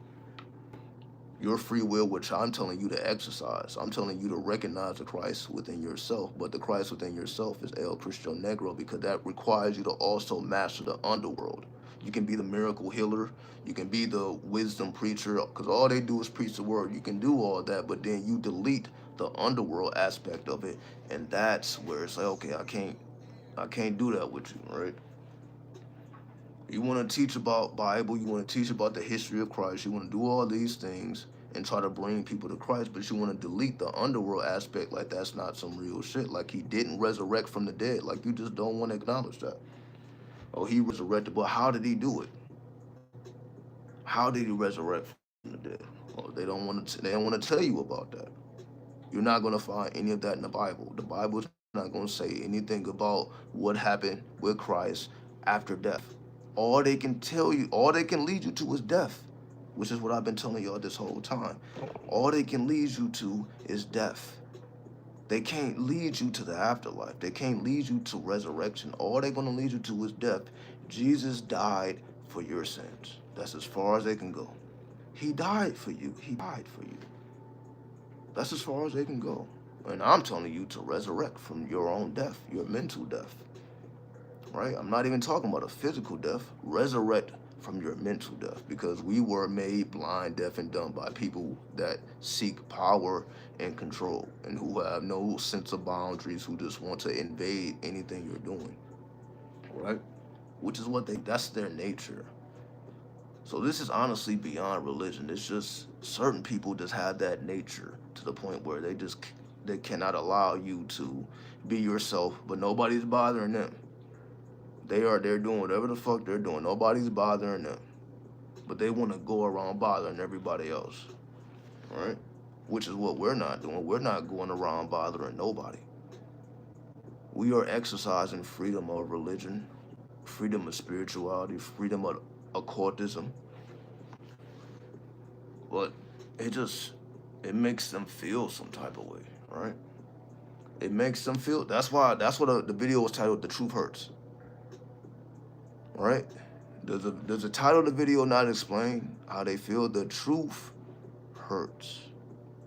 It makes them feel some type of way. That's why they gotta come over here with that energy. Instead of just staying where they are, they gotta come over here. It makes them feel some type of way. The truth hurts. That's why I titled it. We already know what's going on. It hurts. It is what it is, all right? We're gonna keep doing what we're doing, though. Acknowledge Pluto. Acknowledge your necromantic abilities. All right? 93 count, what's going on? So, explore your Plutonian aspects, which is something that they don't fuck with, something they would never acknowledge. Acknowledge your Plutonian aspects. That's what this is about. Acknowledge Pluto. Don't demote Pluto like they did. That was something they wanted because they don't want you tapping into the real shit. And what I'm saying is acknowledge Pluto. Acknowledge your ability to resurrect from the dead. Acknowledge your ability to go beyond the mainstream thought. Because that's what Pluto represents. Propaganda, the mainstream thought. You were able to go beyond that. You don't have to, they just push money, money, money. I need to make more. I need to do more. That's what they push on you, right? They want you to go up this ladder so you can make more money, more money, more money, more money. I can live better. I can do this. I can do that. But it's like, yo, this, eventually you got to go to currency, right? But they will never tell you how to go to currency. All they're going to tell you about is money, right? Because they're trying to make money off of Christ.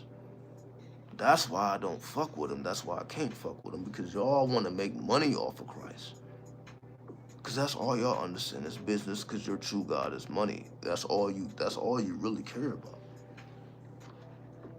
So when somebody come before you, it's like, all right, I need to be better than them. The devil worshiper needs to be better than the Christian. I need to keep that to myself. Keep your money in your pocket, right? Come for the soul. Fuck the money, come for the soul. This is to balance out the soul. Keep your money. So that's why I come to show that I'm better than you. So that's the truth. I am better than you because I don't need anything you had to offer. It's just simple. And we don't need to do any of that. We can operate off of a soul level. We can talk about soul knowledge. We don't have to keep talking about Father, Son, Holy Spirit. That's right, right? Father, Son, Holy Spirit. We're going beyond the spirit. We're going into the soul. And if we're dealing with the soul, we need to delete, put all that other shit to rest. Fuck trying to make money off of soul work, which is what they don't understand. All they understand is Father, Son, Holy Spirit. They don't understand nothing about nothing soulful. That's why they just above their comprehension, because that's Pluto. Pluto was like, okay, so if death is as real as we think, then how can you communicate with the dead? How is it possible? To the point where it's not that they don't believe it's possible, is they actually do believe it's possible. That's why it became one of the forbidden. How does it become forbidden? How are they making laws to tell you that you can't do this? The same way they made laws, you can't be a fortune teller. If it's so fucking fake, how are laws being made to say that you can't do it? How are you making some shit that's fake?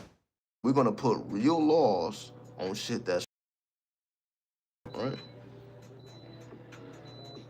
So it must be that it is real. We want to ban things that actually are real. We're not about to ban no shit that's fake. We're gonna ban the shit that's real.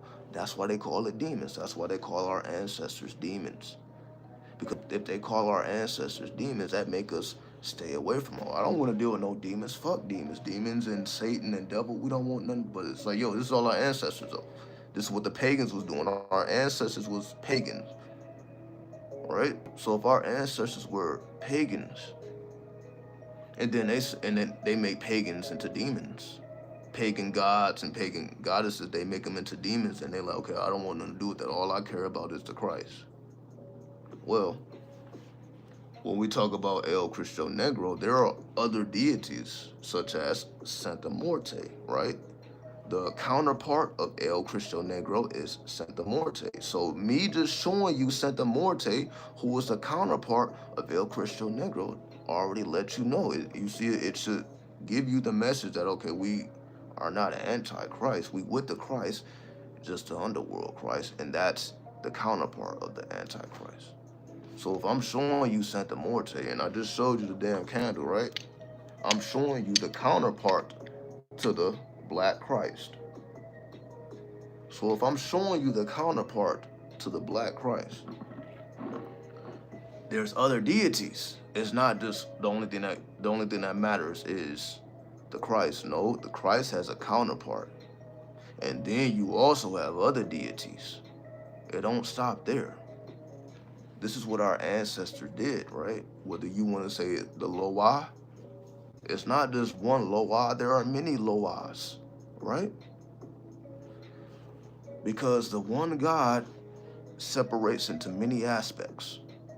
That's what the Loa is. The Loa is aspects of the one God. The one God divided into many forms. That's what the Loa is. So when we acknowledge the Loa, that's what we're supposed to be doing. It's our fucking ancestors. This is our heritage. Right? But in everybody else's mind, this is dark, this is forbidden. You're not supposed to be doing any ancestral worship. The only thing that matters is this white God. So okay, now I'm supposed to believe that. I'm supposed to say fuck, but some people do though. Some people do give up their whole ancestry and go with the white Christ.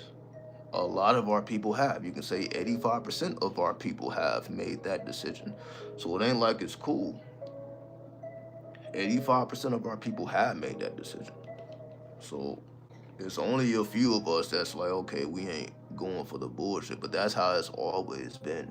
It's always been a few of us that really fuck with the real shit. It's never been the mainstream. Right? So that's why I say this channel is not for the mainstream. This channel is for the small few that really understand what's going on here. Everybody else, they're not allowed to comprehend it. It's not that they can't, they just refuse. And there's nothing we can do to change it. Nothing I say will change these people's minds. That's why I'm like, I'm not here to change anybody's mind. This is just to reinforce those who already acknowledge this to be real. This is just a reinforcement. For everybody else, though, there's nothing I can do for you. Just continue to worship your white Christ. That's all you gotta do. Worship your white Christ, find your salvation, and take your ass to heaven. That's what you're here to do, right? You're doing all you can do is to get your ass to heaven. Like, you gotta be accepted. God is not gonna accept you for you. You gotta be opposite of you. Meaning you're not even supposed to acknowledge your shadow. Over here, we acknowledge the shadow and we say the shadow must be integrated with your ego. You need to integrate your shadow. But for everybody else who just want to act like it don't exist, who just, oh, well, I need to cast the devil out, you're going to cast your own shadow out of yourself? That doesn't make any sense. It makes sense to them. There's no way to cast your shadow out of yourself. The only thing you can do is to integrate your shadow with the ego. And through that integration, do you see the Christ within, the completeness and the wholeness of yourself? Your ego and your shadow become one, and that's how you can see the fullness of self. Very simple, but very complex to people that, okay, well, no, I don't want nothing to do with my own shadow. However, we always hear these stories about, fucking pastors and preachers messing with kids and shit. So it's like they don't forget their shadow either. So like we not having that shit, right? These fucking religious leaders and all that be doing all type of shit behind the scenes that they're not supposed to be doing. But they're gonna tell you, fuck the devil, fuck all these demons and dark spirits, but then they fuck around and do some weird shit. They're fucking weirdos, right? It's a lot of fucking weirdos. That's why I'm like, anybody who just don't want to acknowledge the shadow is a fucking weirdo, because you can't get rid of it. You cannot get rid of your shadow. All you can do is to keep it tamed. We all have demons, or we all have a devil. right? The only thing you can do is keep your devil under control. You ain't about to get rid of it. You can tame it and integrate it. But that's not their philosophy. Their philosophy is to not acknowledge it. But then you push it so deep into your unconscious mind that it comes out in a way that you don't even expect. So when we think about you, like, why do people fucking, sexualize children and do all these heinous things? It's because they have pushed their shadow so deep into their unconscious mind that it comes out in that way. Because they suppress it. They cannot accept it because it's not in their religion to do so. It's like, yo, I can't accept the fact that I like this or I want to do this. So it's like suppress, suppress, suppress. But then they come out in ways that's ridiculous. So that's why we always see there's always these stories of motherfuckers doing shit that they're not supposed to be doing. But these are the same people that say cast the devil out. All I'm saying is, no, keep that motherfucker in and integrate it. Don't cast out a goddamn thing because it's all you anyway. You're just not all positive. Even though they try to make you seem like, okay, well, all you need is Christ, and Christ is all positive. No, you're also negative. You have the devils within you that you have to tame. That is a part of life. A part of life is you taming your own demons, your own devils, because you have legions, right? You have legions of devils, you have legions of demons, and you have to tame them. And your reasoning for taming them is to access their abilities. Because all demons, so let's just say you study the 72 Goetia. These are 72 demons. They all have abilities, right? They all have wisdom that you can tap into. But if you're just viewing them as demons and devils and they're just your ancestors, right? You're tapping into demons and devils that are really your ancestors. Of course, they have something to give you. But why would the opposition want you to have access to your ancestors? Because that makes you, again, better than them because you're not under their spell. As long as you are under their spell, they have no problems with you. So nobody has a problem with you being a Christian. Nobody has a problem with you being Catholic. Nobody has a problem with you doing anything religious because you're still under their spell so that they can control you. So in fact, they are in control of your demons because they are in control of you. When you take your power back, okay, I'm going to be in control of my own devils, my own legions of demons because I have legions. Everyone, we all have legions. When you decide to be in control of your legions, you can build your Solomon's temple.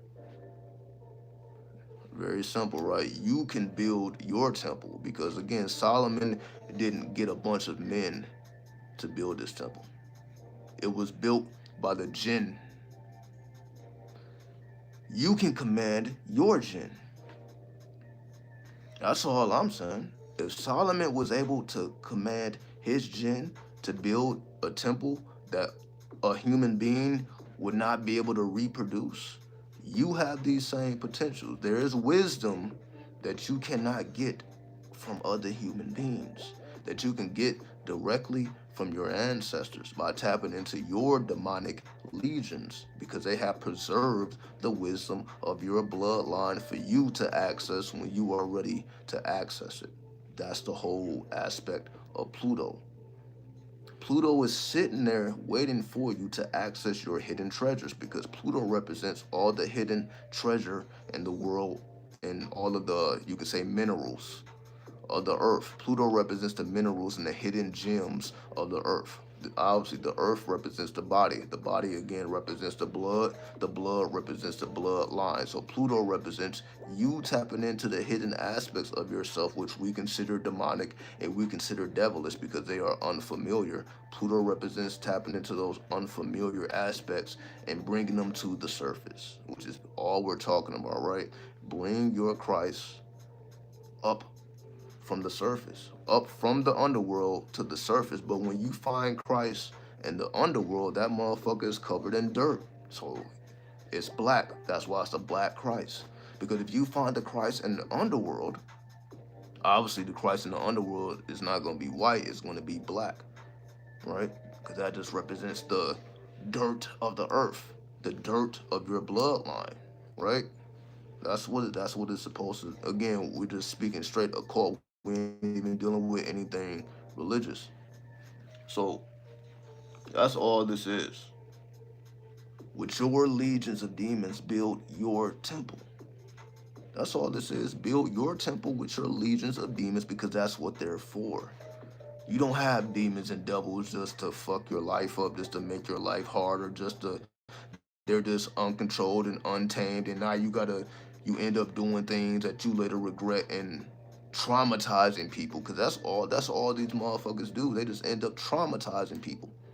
So you messing with children and you're traumatizing people for the rest of their lives, and then they expect us to look at them with any type of dignity, and all you're doing is traumatizing people. If you're not doing it physically, you're doing it mentally. If you're not doing it mentally, you're doing it psychologically.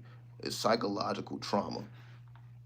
When you tell people that, okay, if you don't be Christ-like, then you're going to hell for eternity. That's psychological trauma. So most people are religious because they are psychologically traumatized. All we say is there's a way to heal from the psychological trauma that religion has subjected us to for quite some time. We have been subjected to psychological trauma. That's why they hung us from trees. That's why they burnt us on crosses. All of the history of America, everything they did was to psychologically traumatize you. That's why they did what they did, because that's how they maintain power. That's how they maintain control. It's the psychological. So they don't need to keep you in physical chains. They can keep you in mental chains. They can keep you in psychological chains, which is trauma, because they understand how trauma works. Trauma is stored in the body. That's why people go through their psychosis. But me, again, I've been on the streets before. Again, I've been homeless before. So I've seen all these people. I've seen what happens to people when it just doesn't go their way. They're still religious. The most religious people that I've ever met is people that don't even have homes. They don't have a roof over their head. They still telling you, praise Jesus, God bless you and all that.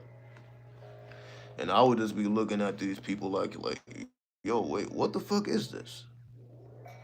You have nothing, but you still believe in a white Christ. In their mind, they're like, yo, I don't care about this shit anyway. Because when you read the Bible and all that, they tell you, yo, renounce riches, renounce materialism. That's what religion teaches you. Like, you ain't supposed to care about none of this shit. The only thing that you're supposed to care about is the connection with your Lord and Savior. All this other shit don't matter, right? So that's why they had their mentality they have, and why they want to push that shit on you. Is, to me, religion, in my personal opinion, is psychological trauma. That's how they are able to get people to keep people in check, basically. They have to traumatize you in order to keep you in check. A lot of people do it with their children. Why do people beat their children? It's psychological trauma to keep them in check.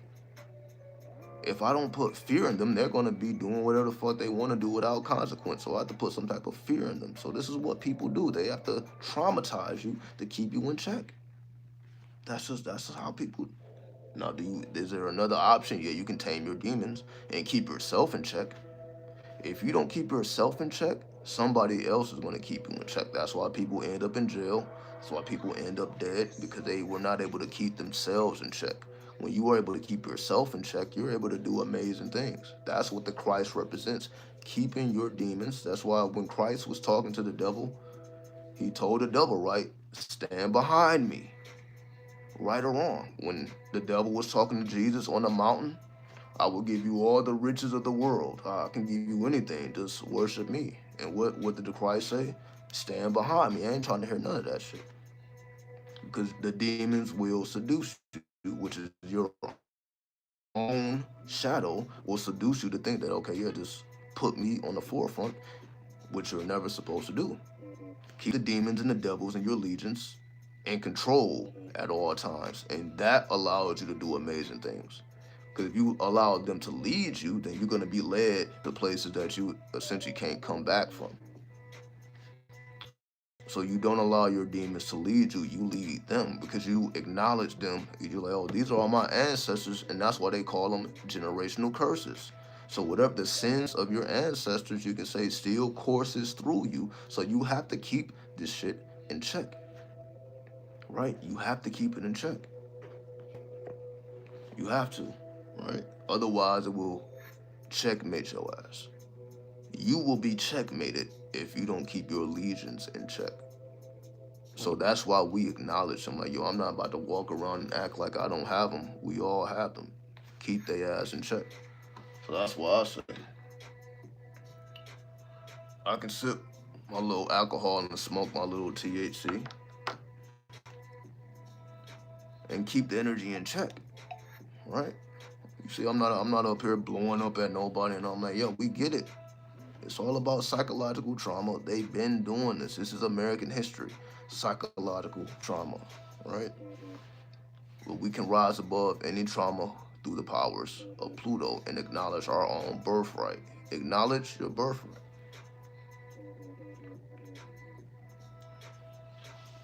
But in order to acknowledge your birthright,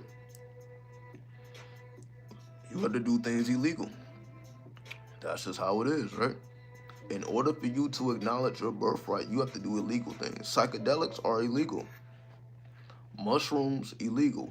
DMT, illegal. Psychedelics, illegal. Ayahuasca, all this shit is illegal. But this was a part of our ancestral birthright. When you went through your rites of passage, you was going through your DMT trips. You was going through your shroom trips. This would allow you to see the multi-dimensional aspect of reality. What's up, Johnny 93? Life is multi-dimensional. And when you do psychedelics, you're able to see the multiple dimensions of life. Life is not just physical, right?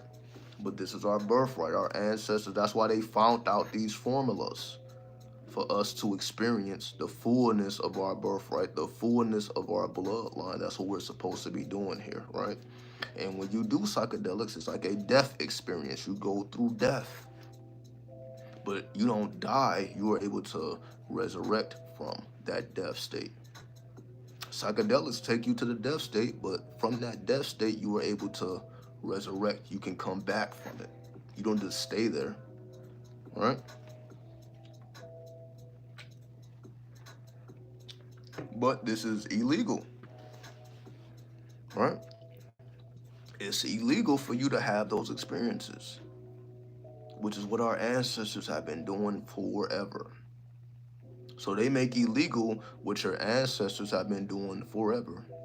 And then they make you believe that what they were doing were wrong.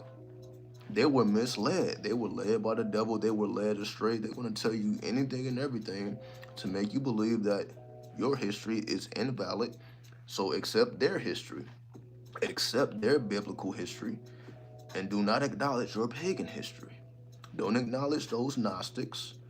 Don't acknowledge those pagans. Acknowledge the fake history. Fuck the real shit, because the real shit is just going to lead you back to you. Your ancestry, your bloodline. That's what real history is going to lead you to, because as you're studying real history and real deities, you're going to feel connected to some of them, right? So eventually in my studies, when I found out about El Cristo Negro, I built a connection. When I found out about Santa Muerte, I built up a connection because it was based on real shit. I'm like, yo, when I read these stories, I'm like, yo, this is something in me resonates with it. May not know what it is just yet, but I need to take a journey to see why I connect with certain energies. And that's what we're supposed to be doing. So when you find the deities that you resonate with, now it's for you to take that journey to see why, because you may not have the answer just immediately. That's why we have to go on spiritual journeys. Spiritual journeys is you exploring the spirits within you that's already within your blood. You have to go on a journey to understand why it's there. Now that's going into past lives and all type of shit, because obviously you were connected to these things in a past life. So essentially you were there. So even though I say the ancestors, you were there. Your soul was there. Maybe not your spirit, maybe not your body, but your soul was there. So when these deities were created, when they were acknowledged, you were there. Your soul was there. So really what I'm talking about, even when I say connecting with the ancestors, I'm really talking about connecting with your own soul because your soul was there. Does it make sense? You were there. You were a part of that ancestral tribe. You were there, just in a different form. But you were there. Especially if you are interested in any of these things, you wouldn't give a fuck about none of this if a part of your soul didn't already resonate with any of this. You wouldn't give a fuck about it. The only reason you give a fuck about anything occult is because you were there at some point and then you took it seriously. So in this life, in this lifetime, when you rediscover these things, because it's not nothing new to you, when you rediscover these things, you're like, okay, that's me, right? This is me. I am just rediscovering aspects of my soul that were lost because of the psychological trauma. The psychological trauma tried to make me forget that I was there in the past, and now I'm just supposed to be focused on somebody else instead of focusing on my own soul's journeys. Do you acknowledge your own soul journeys? That's why you resonate with anything. So when you study different deities, gods, and goddesses, and they resonate with you, there's always a reason. You have had a prior connection to these things. You just may not know it in the front of your head. It's buried in your DNA. Pluto represents genetics. Pluto is your genetics. Pluto is your genes. So when you begin to take your spiritual journeys and acknowledge what's actually in your genes, what is your genetic makeup? Your genetic makeup is a combination of many gods and goddesses. That's what your genetic makeup represents. So when you go on these journeys, it's just you reclaiming what's already yours, the journeys that you have already taken. Now you just have to go through that remembrance, right? You have to go through that remembrance. What you were speaking on makes me think of when people say you have an old soul. Exactly. That's pretty much exactly what I'm talking about. We were there. Your soul is old because you were there. You were there. And you played a part in it. You wasn't just there in the audience. You were there making shit happen to make sure that this is preserved for your future self. So your old soul was putting in work so that your future self can be straight. That's how far in the future your soul was thinking. I need to put in this work now because my future self will eventually come upon these discoveries and feel a connection with them and then go through that journey to recollect those hidden gems that they buried for themselves, that they preserved for themselves. That's why the pharaohs and they were buried in gold, right? The sarcophagus is telling your full story, not just your journey on this world or this earth. You can say there's a sarcophagus of your old self that's not even discovered yet. Imagine that. They discover all the pharaohs in these underground temples. But remember, you were there too. So you are still preserved somewhere in this earth. See, now we're going way deep. You are still in the earth preserved. A part of you is still in this earth preserved, undiscovered. That's why we did it in the first place. It was never for nobody else to discover it. It was for you to have a connection with the earth. That's why we buried ourselves in the earth, in the sarcophagus, to keep a part of our soul alive. It had nothing to do with nobody else. A part of your soul is still alive somewhere in this earth and nobody knows about it. A part of you is still on this earth from the past. It's that part of you that's still connected to the past. And that part of you is still teaching you to this day. Right? That's wild. I never even thought about that. I didn't either. But you see, I'm letting the spirits talk, right? That ain't something I even thought about before. I'm just letting the spirit talk. A part of you is still here, right? I don't think nobody ever said no shit like that. But I just allow myself to be open and allow the ancestors to speak through me. So we're still here, undiscovered, untapped into, but we can still tap into it via the soul. A part of you is still buried in this earth. You can say there's many aspects of you still buried in this earth. Your several lifetimes, you're still buried in this earth. Your past incarnations is still in this earth. That's why you still have a connection with it. That's why when you discover certain things, it resonates with you because a part of you is still alive right now from the past, right? So that's what it is. That's what it is, you know. What's going on, Ethereal? How do you start your own journey? Did you start with a belief in God and want to know more, or was it something else? What's up, ASMR artistry? Shout out to the ASM artists. Shout out to the ASM artists. Y'all know every day I listen to ASMR for sure. ASMR is a part of my life at this point. You know, so every day, like that's just it's music to me at this point. To answer your question, my journey started when spiritual shit happened to me. Meaning, a spirit came to me and spoke through me. And I could not explain what just happened. I'm like, what is that?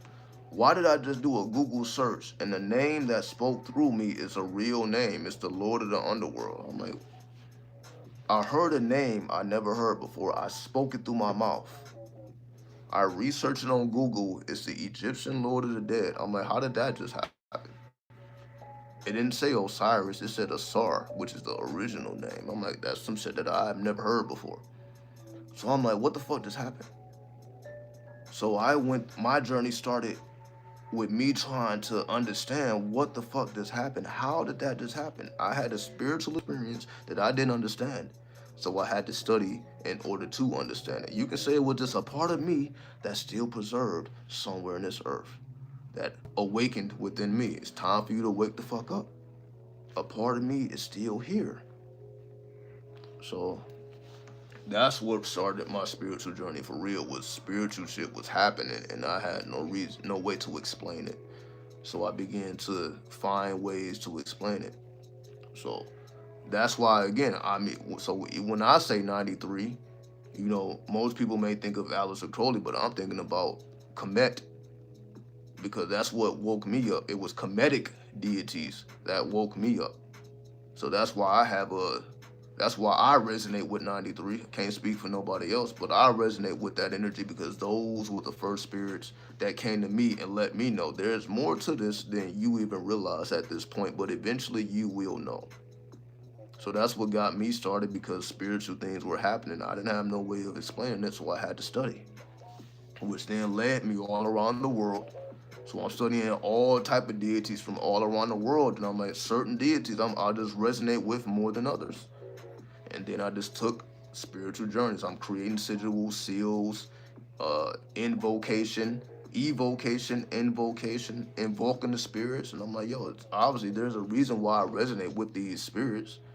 I may not know, but I need to find out.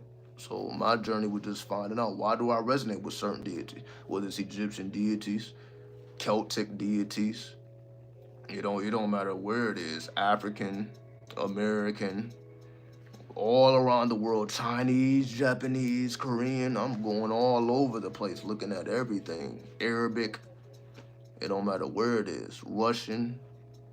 I'm like, it don't matter where I go, I resonate with one of these deities. Every culture that I explore, one of these deities I resonate with.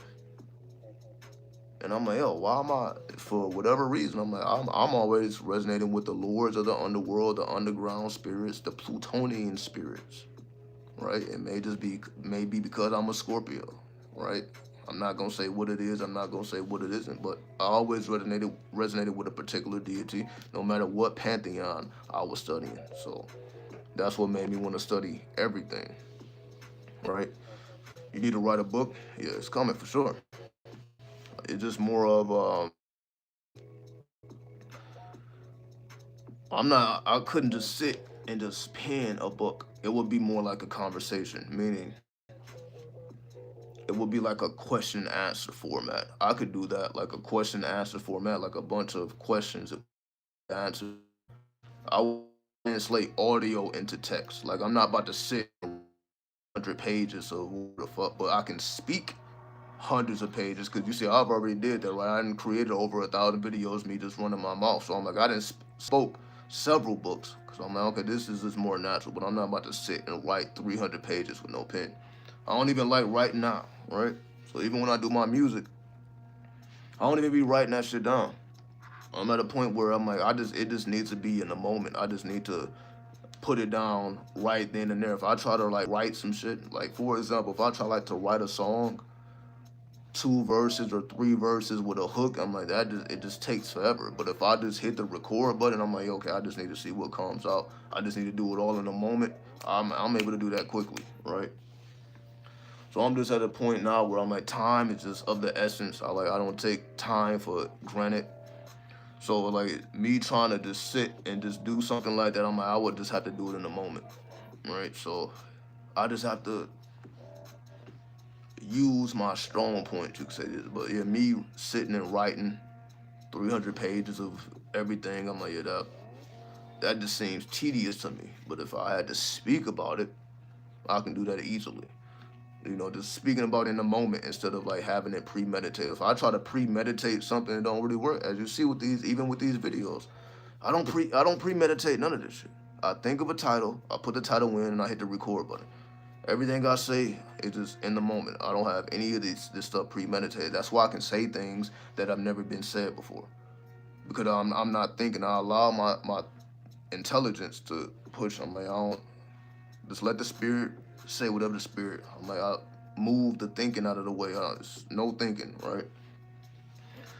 In the moment, channeling. That's the difference between channeling and then just doing the presentation. That's why you don't really see me doing too many presentations, because that's just a lot of thought and premeditated information. I'm like, let me just speak in the moment. Let me speak about what's already in my head versus notes. So that's why y'all don't see me looking at notes. Everything is just coming from memory, right? All my videos pretty much, as you see, comes from memory. That's what we're supposed to be doing, right? Allow it to come from memory. You can, it's like people automatic write. I just automatic speak. I don't know whatever the fuck they call it. People automatic write. I just automatic speak. I allow the spirit to speak. That's all I do, right? Whatever comes out is whatever comes out. It's not planned. It's not organized. You see, it's live. So whatever mistakes is made, it's just in the video, right? See, some people can't do that. Some people like, yo, they think so much that they're like, yo, everything got to be perfect. Whatever mistakes, they don't want no mistakes. It got to be perfect editing. You see, I don't do none of that shit, right? Even though I will.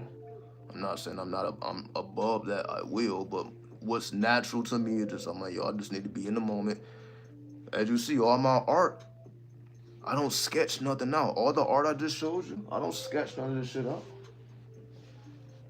None of this is sketched out, meaning I don't erase. All my art I do is not ever erased, it's not sketched. So whatever mistakes I made is just there. See, none of this was me sketching with a pencil first. Everything is with ink. So if whatever mistakes got to stay there. I don't premeditate nothing. So that's just, you see, so nothing I do, nothing is premeditated. Everything's in the moment. They call it Zen. So everything for me is a Zen meditation. I just do it in the moment. I'm just writing. So whatever comes out is what comes out. I don't know what the fuck is gonna come out. When I was doing this, I didn't know, okay, this is what I have in mind. I don't have nothing in mind. My mind is blank. I just move automatic writing. Whatever come out on the page is whatever come out on the page. It just is what it is, right? I only understand it when it's done. When I'm doing it, I don't know where I'm going. I don't know where I'm gonna end up. I'm just in the moment. It's only when it's complete, I'm like, all right, it's done. I see what I was trying to do here. but I couldn't tell you what I was doing. Like if you was to ask me, okay, what are you doing? What is the intention here? What is the goal? I'm like, I don't know what the intention is. I don't know what the goal is. I'm just in the moment, moving my hand. I'm just moving the wrist. Whatever the fuck comes out is whatever comes out. Then at the end of it, it's like, oh, I see what's going on. But as I'm doing it, I don't know. I allow my mind to move out the way. I know my intelligence is only going to take me so far. Eventually, I have to rely on intuition. So with these videos, you see with the art, everything is just more intuition. I'm like, let me rely on my intuition because that's a skill that I need. I'm not just about to rely strictly on my intellect. As you see, I've done a lot of studying, read a lot of books, researched a lot of history. That's why I say I'm able to bring you all type of perspective, history, and all that historical facts. But then I also leave room for the intuition. So you see, I told you what the book say. I told you what the history said. That's what I did in the beginning of the video, telling you about Pluto. I gave you a bunch of historical facts, but now I'm giving you the spirit. Again, that's why I got the Four Loco. That's why I got the THC. I'm okay. Let me give you what the spirit wants to give you. Again, so I'm not just choosing one over the other. I'm giving you both. All right, and that's what I try to do is to give you both sides. So I got my opinion, my perspective, but then you got what the spirit needs to say. That's why I'm like, I don't be knowing what I'm gonna say until it's said, because I didn't think about it before I said it. So if I didn't think about it before I said it, then where did it come from? If I'm not thinking before I speak, then where is it coming from? It has to be coming from a part of me that's older than what you see. That's what we call the soul. That's why I say this is a soul exchange, a soul interaction, so that we can remember who and what we are, right? This is a remembrance. You are not who you see in the mirror. Your soul cannot be destroyed. Energy cannot be created or destroyed. Your soul cannot be destroyed. So your soul has been here since the beginning. So if your soul has been here since the beginning, then how can you not have a connection with everything that has occurred on this planet in some shape or form? You have to have a connection with everything in some shape or form. Some type of, you correspond with something in some shape or form. And that's why we go on our soul journeys, to make those connections, to make those correspondences, because that's one of the laws of the universe, the law of correspondence. So that's what we're supposed to be doing. Before correspondence, you have the law of mentalism. Everything is mental. Your mentality matters more than the matter. Your mentality, your psychology matters more than whatever is going on, your circumstances. So many people are caught up in their circumstances. So they can't think straight, they can't feel properly because they're caught up in their circumstances. The law of mentalism says everything is mental. Go beyond what you can see with your eyes. Because your soul, you can't see the fullness of your soul with just your eyes. You have to go beyond. You can see spirit with your eyes, you can't see the wholeness of the soul. So you have to go beyond the law of mentalism, see the fullness of your soul. Then you go into correspondence. Make the connections by dealing with the gods, dealing with the goddesses, dealing with the demons, dealing with the devils, dealing with the angels. Make those proper correspondences so that you can see the story that your soul is revealing to you through symbolism, right? Then we can know, go into law of vibration, everything's alive, nothing is dead. So that's what I was telling you earlier. So even the dead you that's somewhere undiscovered in the sarcophagus still, that's still alive. Even though it appears to be dead, a part of the dead parts of you, your previous incarnations may be dead, but nothing is really dead because everything vibrates. So even dead vibrates. It just vibrates differently. Like the frequency of death is a different vibration than the frequency of life. But nonetheless, death has its own currency. So even in death, that's still a form of currency. You can still tap into the dead aspects of you. That's what necromancy is. That's why it's forbidden for you to do it. You're not supposed to be tapping into the dead aspects of yourself. We ain't even got to worry about nobody else.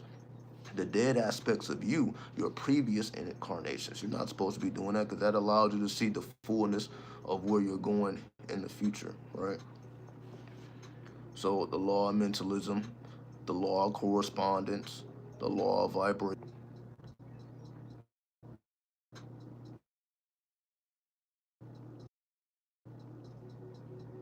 All right, sorry about that. Go to church, get baptized. I got baptized in my own blood. You get baptized in the blood of Christ. I got baptized in my own blood. The devil serves my joy. Salute to you. Have AI write it. I will buy it. I definitely use AI for sure. So I am pro AI. Definitely use AI. Definitely use AI. This sounds like myself as a Aquarius sign, Scorpio rising. I just got to go straight to the dome with the download freestyle, as you should. As you should. That's exactly what you're supposed to. If that's natural to you, do what's natural to you. And you know, we're all different. Do what's natural to you. We all have different abilities. Utilize your abilities to the fullest, which is exactly what you're supposed to be doing. That's all I encourage. You to be you and your fullness. That's all. Right? They only have one dimensional view of Christ. To them, it's undeniable truth. Exactly. That's why we understand them. We know how they work. So we know we don't get thrown off by, them just doing what they always do. That's what they've been programmed to do. They are the agents in the matrix. That's all they are. They are agents in the matrix. That's all it is. So when you are the Neo, which is one backwards, Neo is just one backwards. When you are the one, when you are the Christ, because Neo just represents the Christ. When you acknowledge the Christ within, you're not worried about no goddamn agents. That's all it is. They're just agents in the matrix. They are serving their purpose. So you have to serve your purpose as well. Be the one, be the Neo, be the Christ, be the El Cristo Negro, and rise from your own shadows. Keep your own demons and devils tamed and allow them to build the temple for you to access your own matrix. Because you do indeed have your own matrix, and that's why, again, dead parts of you are still alive. They are living through you right now. So the dead is living, and that's the whole art of necromancy in a nutshell, right? So get on your necromantic, you know.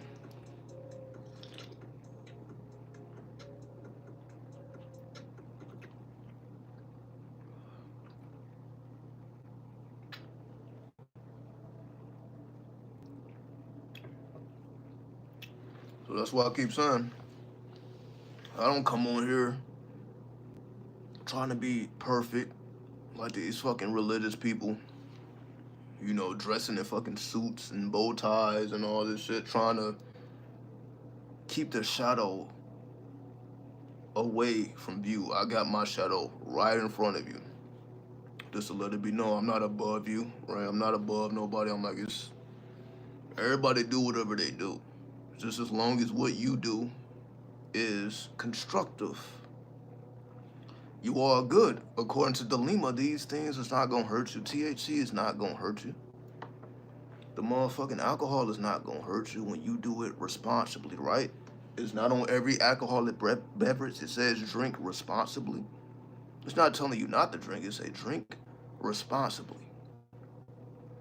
That's all I'm telling you. Whatever you do, just do it responsibly. Because when you do it responsibly, it can be constructive. But when you do it irresponsibly, then it becomes destructive. That's all.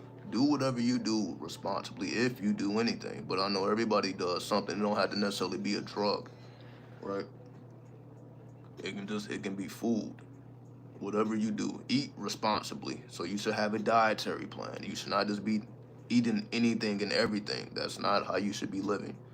Just eating anything and that's not how we do, right? Eat responsibly, drink responsibly. Whatever you intake into your body, do it responsibly. Then go fast, right? Have days where you fast and not eat anything, right? Have days where you just drink liquids. Keep your health at the forefront because that's what will allow you to stay on this earth longer when you take your health into consideration. But we know the American way, the American diet is not based on health. It's just not, right? That's why they have fast food joints on almost every corner, right? They're not thinking about your health. None of this is adding to your health. It's taking away from your health. So then you have to learn essentially how to prepare meals on your own. Most people eat fast food because it's convenient. You know what I mean? We motherfuckers is working 12-hour days. Motherfuckers ain't trying to go home and cook. So they about to get the fast food because it's convenient. All right. Sorry about that.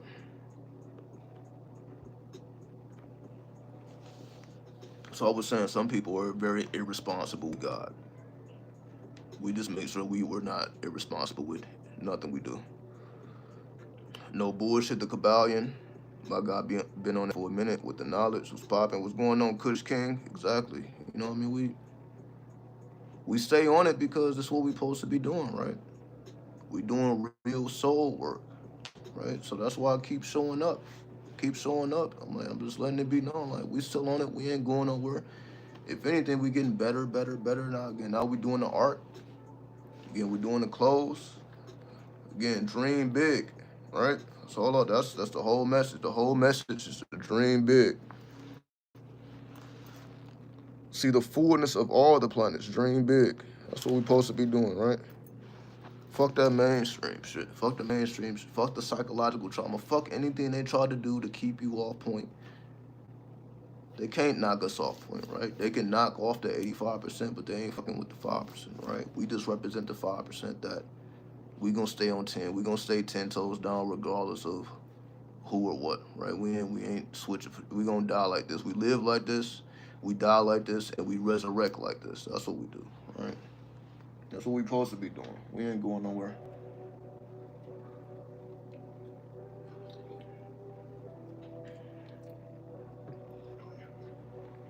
But again, they're just not used to that, right?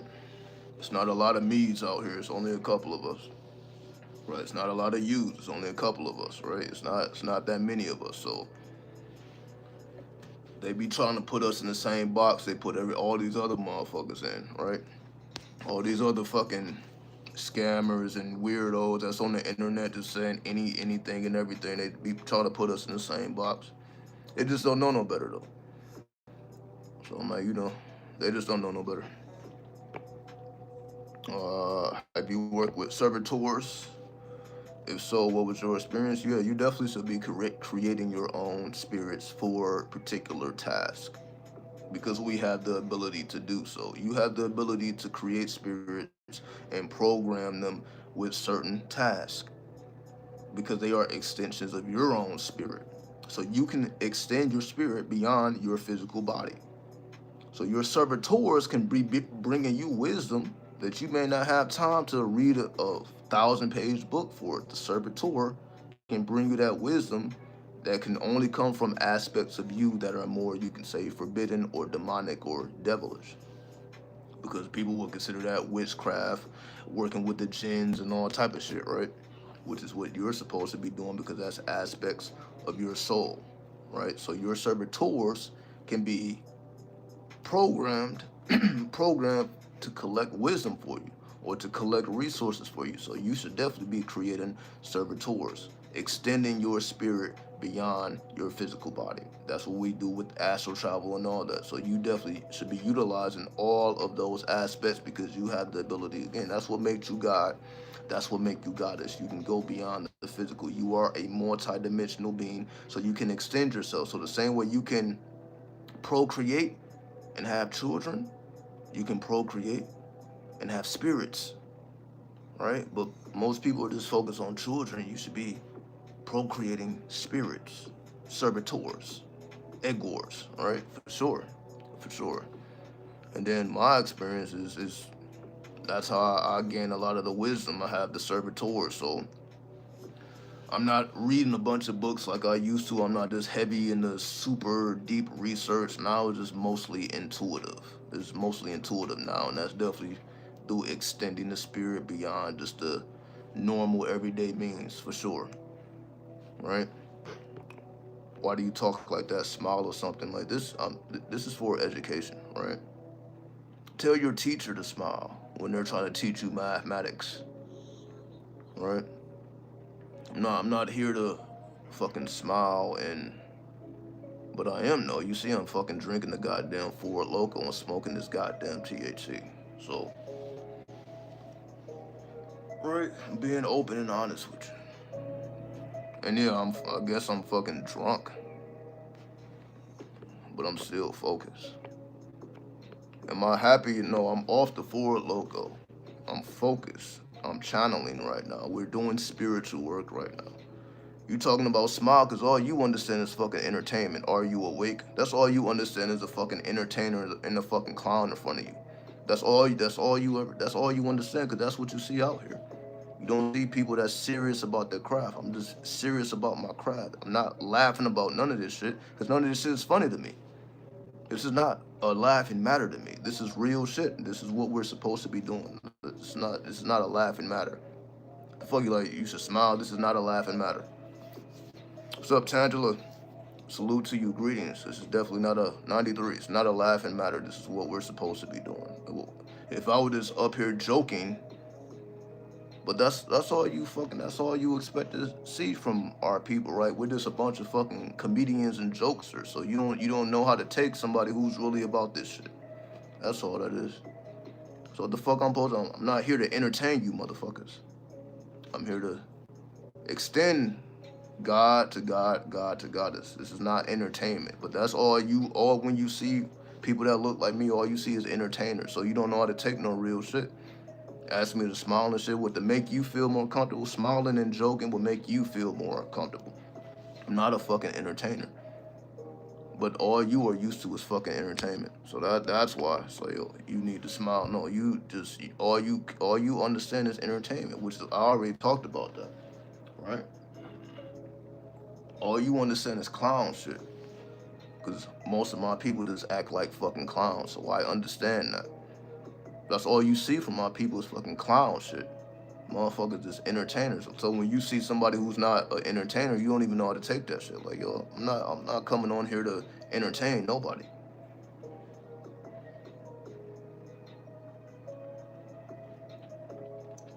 It's basically wake up or die. So like, it's not a laughing matter. Not at all. Now we can joke, we can be funny, we can laugh, but it's not a laughing matter. But that just goes to show you that so many of our people are just entertainers. They don't even know how to take somebody who's just really serious with the craft. They don't even, because yeah, this is not something that they interact with on a daily basis at all. They just used to the 85%. So that's what you're used to. You're just used to motherfuckers clowning and smiling in your face. I'm not gonna smile in your face. If anything, I'll punch you in your fucking face. I'm not smiling and laughing about shit. Right? That's what it is. So,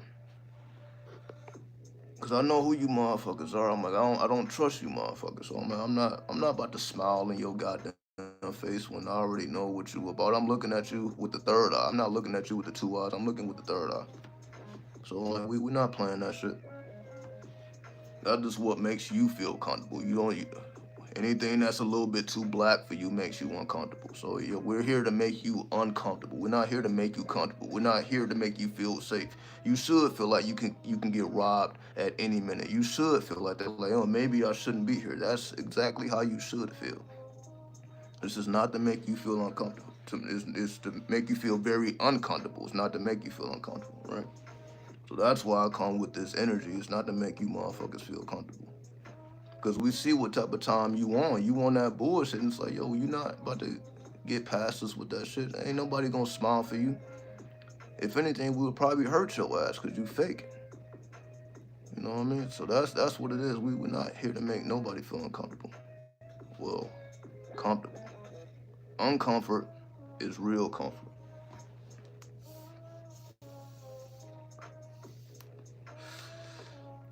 Now, maybe if I was playing some classical music, maybe you would see smiles. But we playing drill instrumentals. So that's why I'm playing. As you see, I'm very strategic. You see, I'm just playing instrumentals. I'm playing music without words. Cause I'm like, I don't even want to bring that energy into the video. You know, people just talking about death. But I'm gonna play the drill music because I'm out. Let me take you beyond what they can take you to, right? That's what I do. So when I rap over drill beats, I'm not about to be talking about death. I'm gonna be talking about some real shit. right?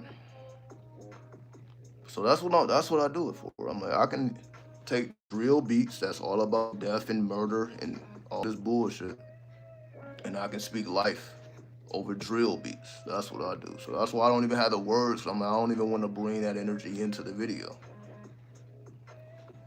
So everything is strategic, right?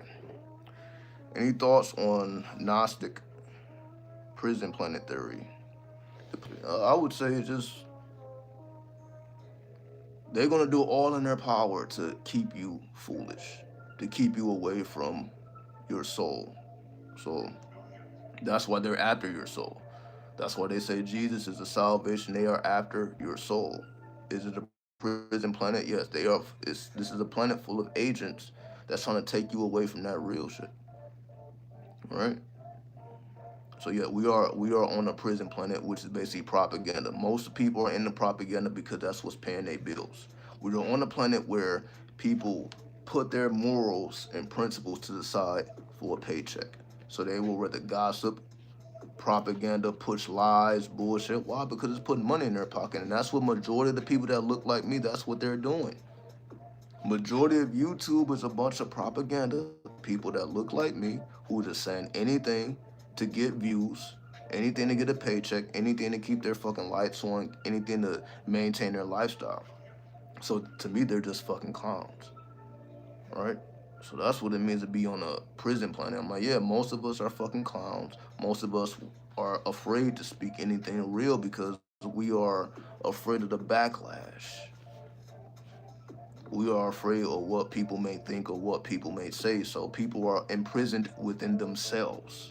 So the planet is imprisoned because we don't even know who we were in the past. You can't connect with your dead ancestors, the dead versions of you.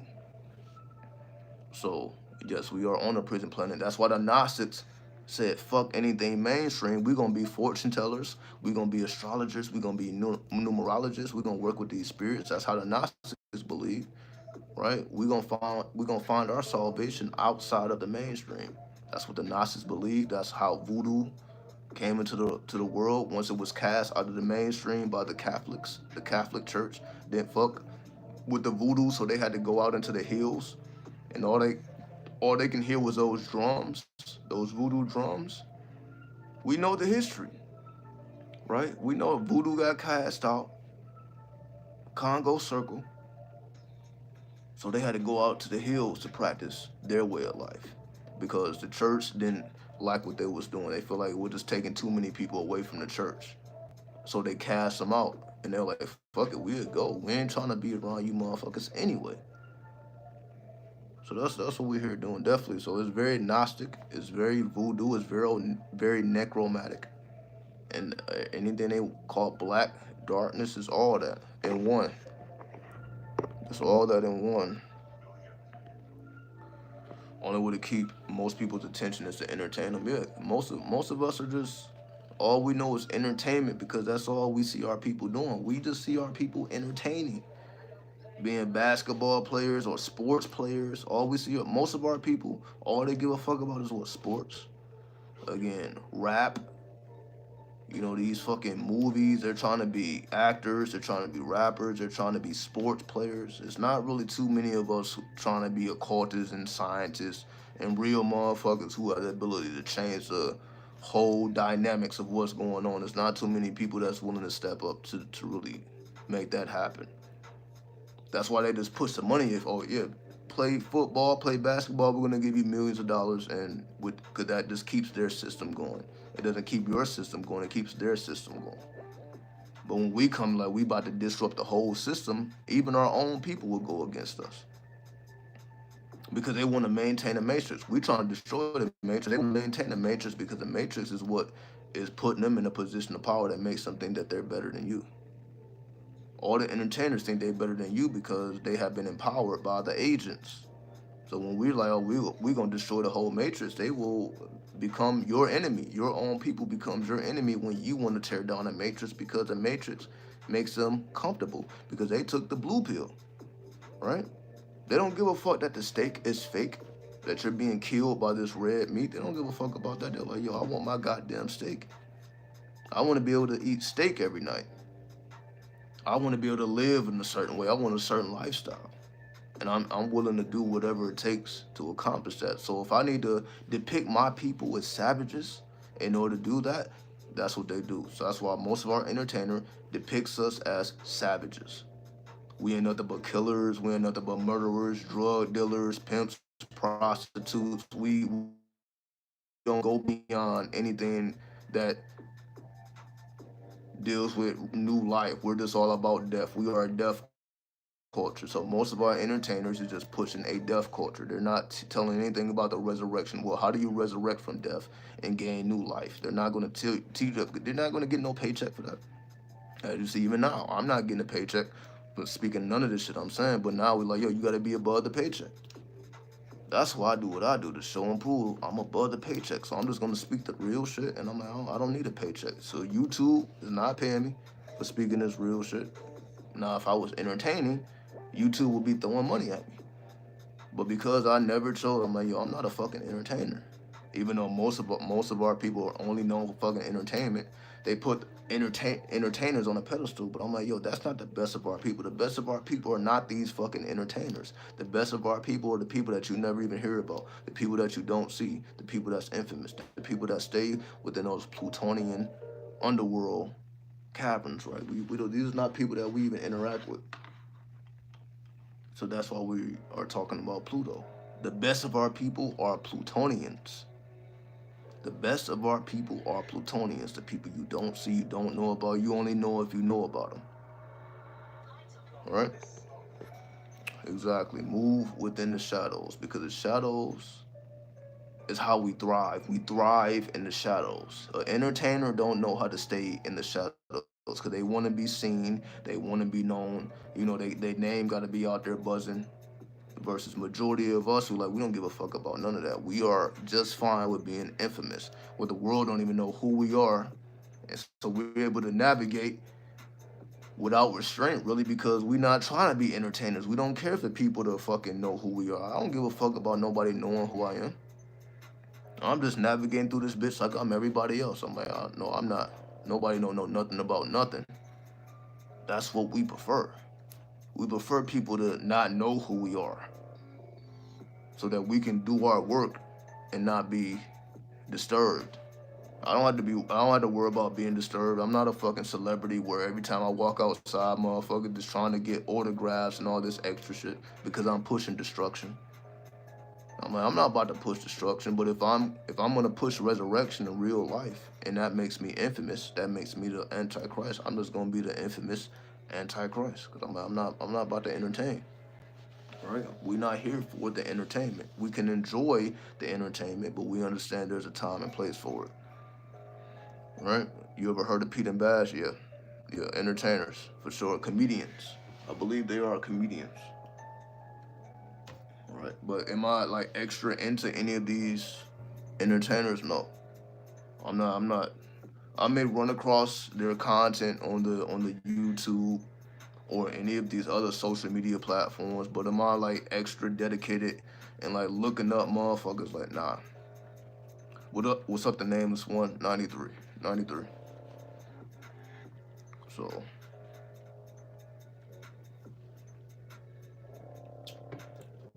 it's just hard for me to look up to entertainers because I'm like, yo, you're not doing the real shit. You're just perpetuating stereotypes. People already look at us as fucking lower than and savages. So if you're just perpetuating the same stereotypes, how am I supposed to look up to you when you're not breaking stereotypes? You're perpetuating stereotypes. We're here to break the stereotypes, right? So that's why when I rap, I'm about to rap about shit that you're not gonna hear about nowhere else. I'm not about to rap about the same shit, right? I'm gonna give you new life. I'm not about to take you to death. I'm about to take you to new life, right? So that's why I don't even consider myself a rapper, even though I rap. I'm like, I don't consider myself a rapper because I'm not an entertainer. This is real shit, right? Even what we're doing now, this is real shit. This is definitely not entertainment. Kanye West can't eat at a restaurant without being harassed. Exactly. We don't need that type of energy. We don't need that type of attention. We don't need that, right? Leave that for the celebrities. Leave that for the entertainers. But for the real ones out here doing the real work, you see, we undisturbed. Nobody know who we are. We able to do our work, and nobody know nothing. And that's how it should be. You can have $1 billion in your bank account, but nobody even know who you are. That's how it should be, right? Bank account full, but nobody know, right? You didn't have to sell your soul and be a celebrity, be an entertainer. So now everybody's just all in your business, paparazzi following you everywhere you go. Everybody just wants to know everything. We don't deal with none of that. Why? Because we use voodoo, hoodoo. We know how to shield ourselves. We know how to walk through this bitch invisible. We know how to shield ourselves from the law. We ain't worried about no motherfucking cops. We ain't worried about no police. We know how to navigate through this bitch unseen and unheard, which is what we're supposed to be doing, right? But everybody else, all these other motherfuckers, the 85%, these are the people that's always being pulled over, always being harassed. Everybody is trying to bother them and all that. They're not doing, because again, when you want to be an entertainer, you want to be entertained. Those are the type of people you draw to you. You draw the 85% to you. You're not gonna draw the 5% to you. You're gonna draw the 85% to you. But when you're like, yo, I'm just concerned with the 5%. So that means majority of the people who don't know about you, don't give a fuck about you, then you thrive in that atmosphere. You thrive by remaining infamous instead of trying to be famous. Most of our people are trying to be famous. That's why they're doing what they're doing, making this goddamn content, doing all this extra shit because they want to be entertainers. They want to be known. They want to be famous. We're like, no, we stay infamous so that we got free reign to do what we need to do for our own salvation, for our own soul, and we ain't worried about all this extra shit, which is what we're supposed to be doing, right? But when they distract you, when you forget who you are, now you want to be famous. Now you want to be a celebrity as if you're not already famous, like you're not already a celebrity. You are already famous. You are already a celebrity just on a soul level. The parts of your incarnations, you already done been through that experience. You don't need to go through that shit again. You done already been that. You been there, did that. Like it's nothing new to you, right? But when you don't know who you are, now you try to now you're seeking for things to try to validate your worth, which is what a lot of our people do. They're trying to validate their worth. So if they wasn't an entertainer, if they wasn't a movie star, they wouldn't feel like they were valuable. They're not going based off of their ancestral heritage, right? So for everybody else who don't give a fuck about being on the big screen, who don't give a fuck about being played on the radio and all that, I'm like, yo, they would probably never play my music because it's just real shit. Why would they ever play my shit on the radio? So I'm like, I can't consider myself a rapper because like, why would they promote what I'm saying when I'm talking about some real shit? But they gonna forever promote the bullshit. Why would they ever promote me? So I have to promote me, right? The only person that's gonna promote me is me. I have to push my own stuff, right? I don't have a machine behind me like these other people. They have a whole machine. They got the whole Hollywood. They got all the radios. They got all these things, but it's always because they sold their soul to be an entertainer, to perpetuate stereotypes instead of breaking the stereotypes.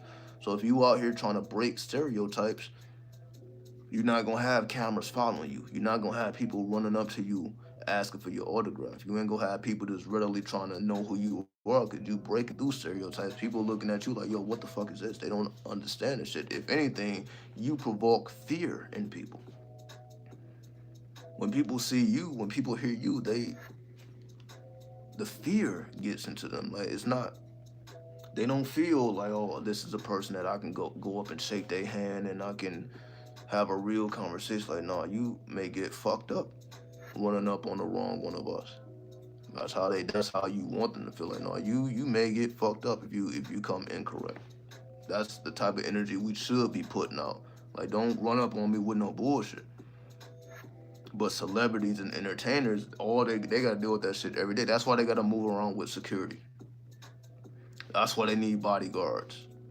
Because there's a bunch of the 85% with their bullshit. They're trying to run their bullshit. So when they have to keep all that shit away. But it's because you decided to perpetuate stereotypes. You want it to be known by the 85%, but you don't want to deal with the type of energy they want to give you. Because they always want something for you. They want an autograph, they want a picture, they want something from you. Because you perpetuated a stereotype that they never broke through, right?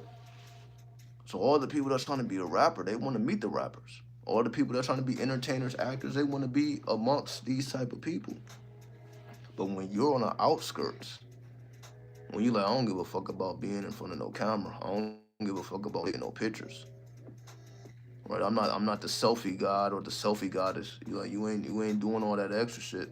Posting on social media every goddamn day. Just for what? When you look at majority of people's posts, like, yo, you didn't even have to post that. It was unnecessary. People just posting shit just to generate content. They are not true content creators. As y'all see, every time I drop any type of content, it has value, it holds weight. I'm not just dropping shit on here just to stay popping, just to keep my name in the algorithms. I never do that. If I want to take a week off, 2 weeks off, 5 months off, I'm gonna do that. Then I'll pop up whenever I feel like popping up. I'm not just putting shit out just to stay in the algorithms, just to stay hot, just to stay popping. I need to keep my name in people's minds. I'm like, I really don't need to do any of that. If anything, the more I'm forgotten, the more powerful I become. You see how that? But that's the law of reversal. We was talking about the 7 universal laws, but now we got the law of reversal. Moving in reverse, moving towards infamy instead of towards the fame, right? That's why the whole philosophy is being infamous. When you are infamous, you can really move with true freedom. The true ones that have freedom are infamous. It's not the celebrities. It's not the entertainers. They can't move with freedom. They just, wow, they got a bunch of blind, deaf, and dumb people chasing after them. So they need professional security to protect them. But when you are the real, you can move amongst these streets and these underworld, and you don't have to worry about nothing. Because you are the real, and real recognize real. So when you are the real, what the fuck do you got to worry about? But when you the fake, when you're the entertainer, when you're perpetuating stereotypes, you gotta worry about every goddamn thing. People trying to take some shit from you, people trying to do this, you gotta worry about everything. You ain't gotta worry about that shit when you're infamous. When people know it's a consequence behind fucking with you in the wrong way, you ain't gotta worry about none of that. So you see it as 2 different lifestyles. It's all about, are you gonna sell your soul or are you gonna preserve your soul? And if you're preserving your soul, you understand that your soul has already been preserved. You have to dig into your own earth and recognize the hidden gems that you left for your soul in the past. So you're discovering gems and jewels that you left for yourself in the past because you were thinking that far advanced. A part of you was thinking so far ahead in the future that they left gems for you. Your past incarnation has left gems for you to discover in this current incarnation. That's just how far in advance you were. So just recognize how advanced you are. The fact that you have an old soul and you're discovering new things all the time about you. You're discovering things that you left in your past in the now. So what type of person does that make you in the past? That makes you very divine. Or in some people's minds, demonic. Right? Exactly. We got the real shit behind us, right? This is real shit. Somebody had to preserve this. Our ancestors preserved this so we can tap into this, right? So we can tap into this. If you didn't put in the work in your past life, you would not be able to tap into it in this life. That's why most people are blind, deaf, and dumb, because they ain't been putting in no work. They just been living life, spending their money, and perpetuating stereotypes. They live and die in stereotypes. They were never able to circumnavigate the matrix because it wasn't meant for them to do so. Because you see, it takes a certain type of individual to be able to preserve in infamy, to preserve in the underworld. You got to think completely different than the people in the mainstream. You got to be completely different than what they have made you out to be. Because if we're just relying on these public schools to teach us, we're going to fail. If we are relying on this mainstream to teach us the real shit, we're going to be lost. They have no investment in teaching you the real shit. It does not put money in their pockets for you to know your own history, for you to know your own truth. It does not put money in their pockets. So why would they invest in that? They don't want you to be who you are. They want you to be who you're not because that enriches them. So as we die in these streets every day, they are being enriched because they are the record companies. They benefit. So while we're dying, they're enriching in themselves because that's how they operate. But it's only because we allow it. So when you die and all your streams go up, you're not being paid. You're dead. They're being paid. The record label is still being paid off of your work. Die, the entertainers, all those movies, they're still profiting off of the movies that you made, perpetuating stereotypes.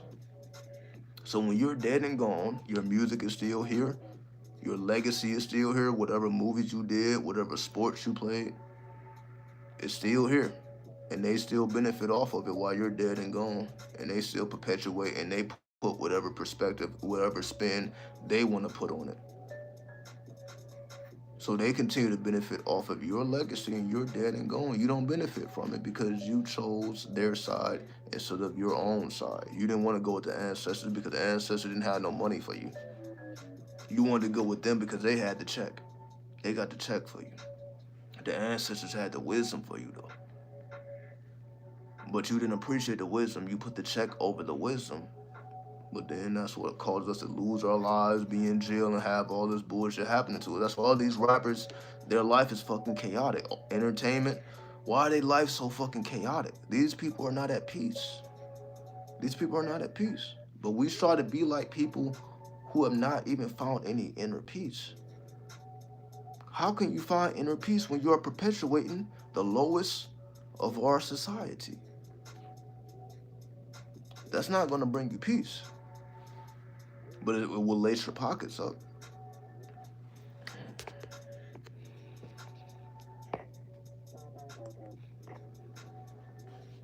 So that's what it is.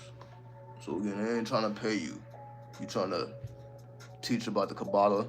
You teach them about the clip off and how you resonate with it is your psychological paths. This is the psychological paths of the brain. These are the psychological paths of the mind. This is mind science. This is soul science. This is a map of the universe.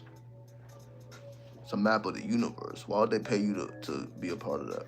For you to acknowledge that. Why would they pay you for that? But you can pay yourself in wisdom by acknowledging the ancestors, understand that they take care of you because your past is taking care of your future. Imagine that. Imagine your past is taking care of your future. They won't ever teach you that, now will they?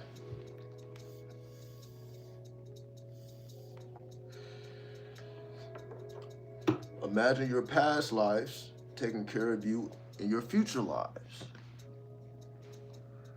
which is what we're supposed to be doing. Imagine the wisdom of your ancestors can help you live and stay alive and fulfill your life's purpose, which is what you're supposed to be doing. You're not here to just to make billions of dollars. People's whole sole purpose is to be billionaires, when your sole purpose is to fulfill what you have been journeying to for many lifetimes. Many lifetimes. So give me 1 second here. I'll be right back. 1 second.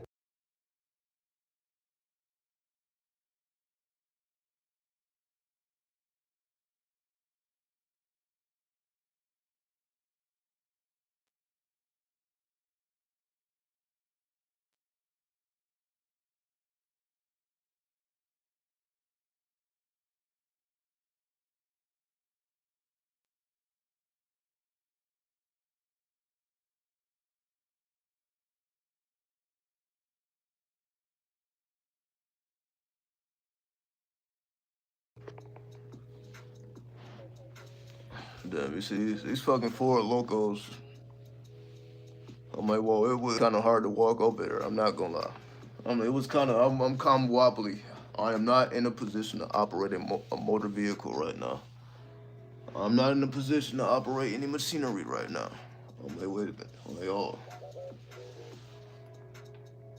And you see, all I'm doing is sipping. I'm like, oh, fuck.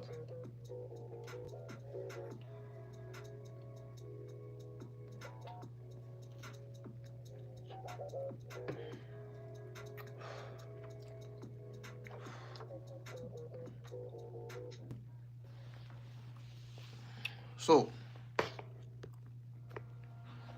again, we don't have to be on here all day. I just want to reiterate the Plutonian mysteries and why these things are so important and why you must honor infamy.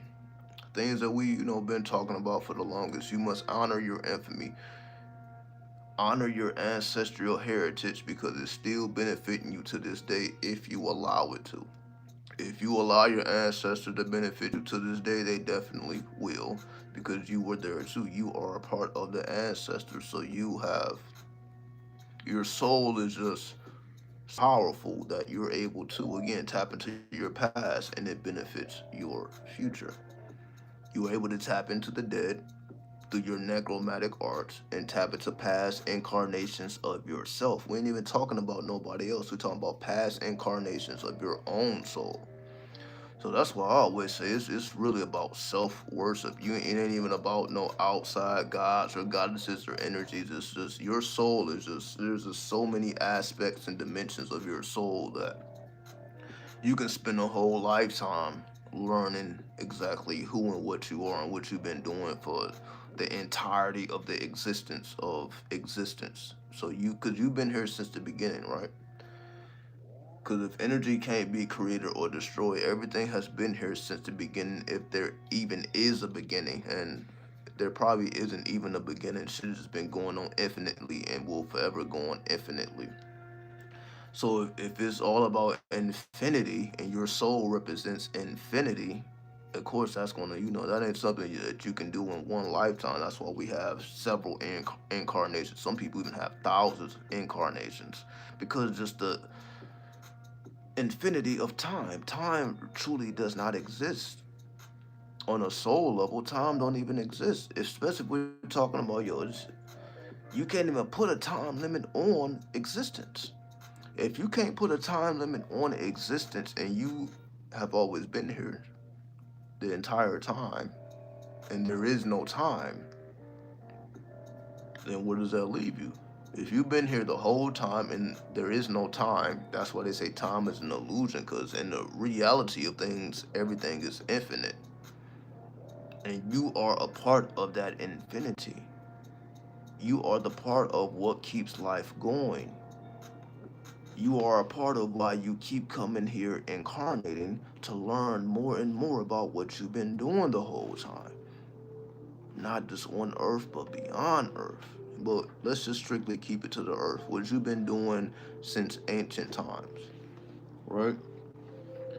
So if you've been doing this shit since ancient times, before history was even recorded, so we talking about even before Egypt and before Samaria and Atlantis and Lemuria and all these things we know about. We're talking about before history was even documented and recorded. You been on your game, you been on your shit, you been this same way. You ain't just you may be under a different zodiac sign. Some incarnations you be a Gemini, other you're gonna be Scorpio, Sagittarius, Capricorn, Aries, Taurus, Virgo, Libra, so on and so forth, right? You're experiencing all things, all 360 degrees of the zodiac. You're experiencing all of these things. It takes several lifetimes to do these things, right? So you're not going to be able to do everything in one lifetime, but you have essentially done everything. So your soul has done the good, bad, and ugly of everything. So just imagine that already. Like it ain't nothing that you ain't already did. You can already live incarnations of ignorance where you were just killing shit. Where you were just, the only thing that mattered to you was lust. Or with all any negativity, you already been through those incarnations. So now you come back and that ain't really something that rules over you. Like, okay, I already did. I know how that is. That ain't really something that rules over me. anymore because my soul has been evolving. My soul has been growing. We have been doing these things over and over to evolve, to grow. That's why we are really doing these things. This is a soul journey of evolution. So if every incarnation you are continuing to evolve, then you're doing what you're supposed to do. So that's why just when you measure your evolution, like, am I evolving? Am I going beyond the mainstream? Am I going beyond what everybody wants me to be and just being who I actually am? Which is something that you probably couldn't even put down on a piece of paper. You couldn't write it down. It's beyond words, right? Like, you can't compartmentalize yourself into one dimension. That's why it's foolish to call yourself by any title. To call yourself a Christian or to call yourself a Muslim, to call yourself anything is not acknowledging the fullness of your soul. Like, you can't put that into a word. You can't put that into a paradigm. So we're trying to understand something that can't even be put into a paradigm. Because if somebody has been everything there is to be, then again, that's just why they call it God or goddess, right? Um,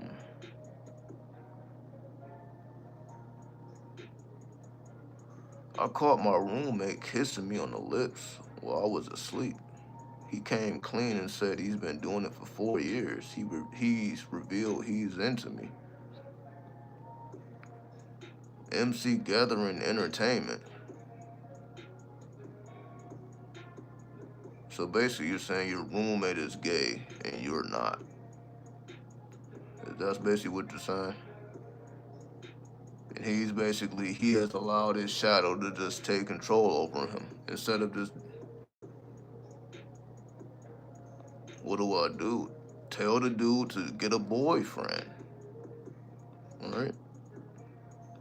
Like, get a boyfriend. Like, what are you doing it to me for? Especially if you're not into that. He's violating. Well, I would say just get away from the dude. I'm not gonna lie. If somebody's been violating your personal space for 4 years, you probably can't trust this individual, right? So, I would suggest you get away from this individual. Change your living environment, because if every time you go to sleep they doing some strange shit, it's like you can't trust an individual like that. Yeah, you. So that's not something you can ever trust, because he obviously allows his shadows to get the best of him when you're asleep. So how can that be somebody you ever can put your trust in? You can't trust an individual like that. Fuck their words. You just need to change the whole living situation. Yeah. Eventually, he gonna start fucking you, right? And then if that's not something you into, that's not gonna be good. But is just an example of, they would rather go through all of that instead of just getting a boyfriend. Why don't they just get a goddamn boyfriend? Why are they trying to fuck with people when they sleep? But you see how deep the shadow goes. You would rather do something behind somebody's back or when they're asleep instead of just getting a whole boyfriend. You don't want to accept yourself. That's really what they're going through. They can't accept their own shadow. That's why they're doing it in that fashion. They can't accept their own shadow. It's like, yo, just be open about it. If that's what you're into, that's what you're into. Ain't nobody gonna stop you from doing it. But the fact that they're doing it in secret and then they're violating you, then that's when it's like, all right. So they're not even keeping it to themselves. They violating you. So that's when it becomes like, all right. They have no self-control at that point. So you just can't trust an individual like that. That shit is crazy. You can't have a boyfriend because nobody would be better than me. It's like, come on, bro. Yeah, just it's not a person you can trust. Just, cease operations with this individual and just move on and saying, you can't trust no individual that has no control of their shadow. So that's what that is. But that's a lot of people. A lot of people are doing. That's what I was talking about earlier.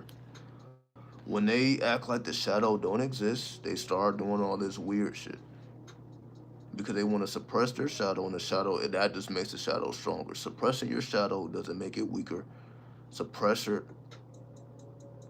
let me get my words right. When you suppress your shadow, it doesn't get weaker, it gets stronger. So people start doing a bunch of weird shit. What's going on in here is, well, there's some crazy shit going on. People are expressing them shadows in ways that are very strange. Right? We got there's a lot of gay activity going on in the shadows. Clearly, there's some gay activity going on in the shadows, and they don't want to just be open and honest about it. They want to keep it in the bedroom and violate people's personal space. So that's what's going on. Well, that's not really something new. That's what happens every day, everywhere. People want to suppress their shadows, and then it manifests as something very strange. All right? This is a strange channel. It definitely is a strange channel. So definitely caution yourself before you continue. That's all I can say. Cause yeah, you never know what may come through. Yeah, all type of gay shit, everything. Yep. Whatever your demons, whatever your devils is, whatever something that's is uncomfortable is gonna come through the channel for sure.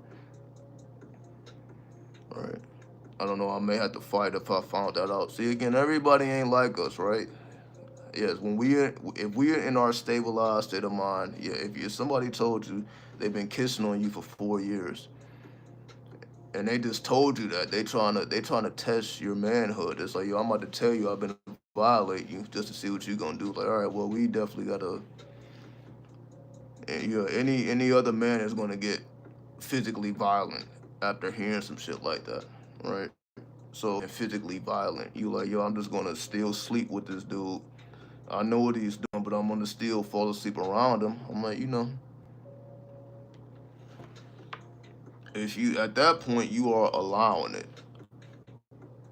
And if you are allowing it because you're still allowing yourself to be around this person, then that may also be a part of your shadows. You probably need to accept that the only reason that this is even happening in the first place is because it's a part of your own shadow. Right?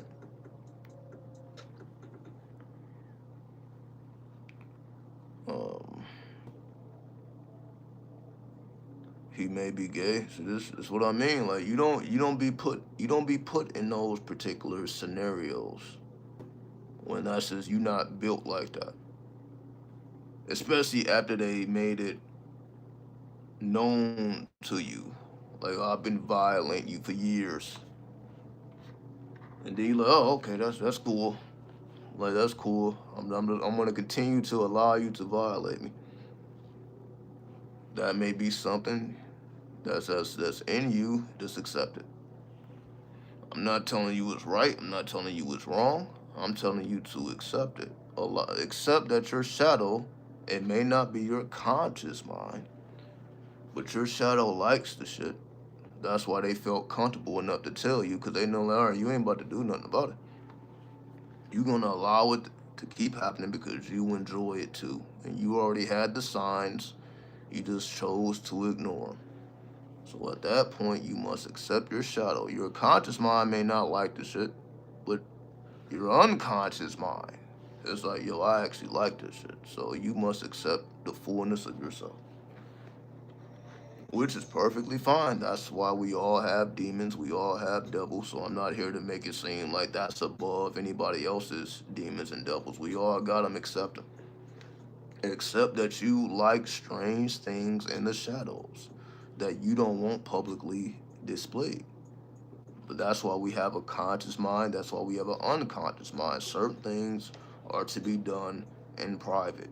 and to keep them private. So if that's something that you enjoy in the privacy of your own living quarters, then so be it. It don't have nothing to do with, but people's gonna feel how they feel, especially when you a Christian and consciously that's wrong. That's basically what it sounds like. Consciously they're just religious and that's wrong, but they secretly enjoy it. But it's like they can't come out and consciously say they enjoy those type of things because they will be exiled from their community. So that's what that becomes. It just has to be like, oh, I don't know what's going on because I'm asleep.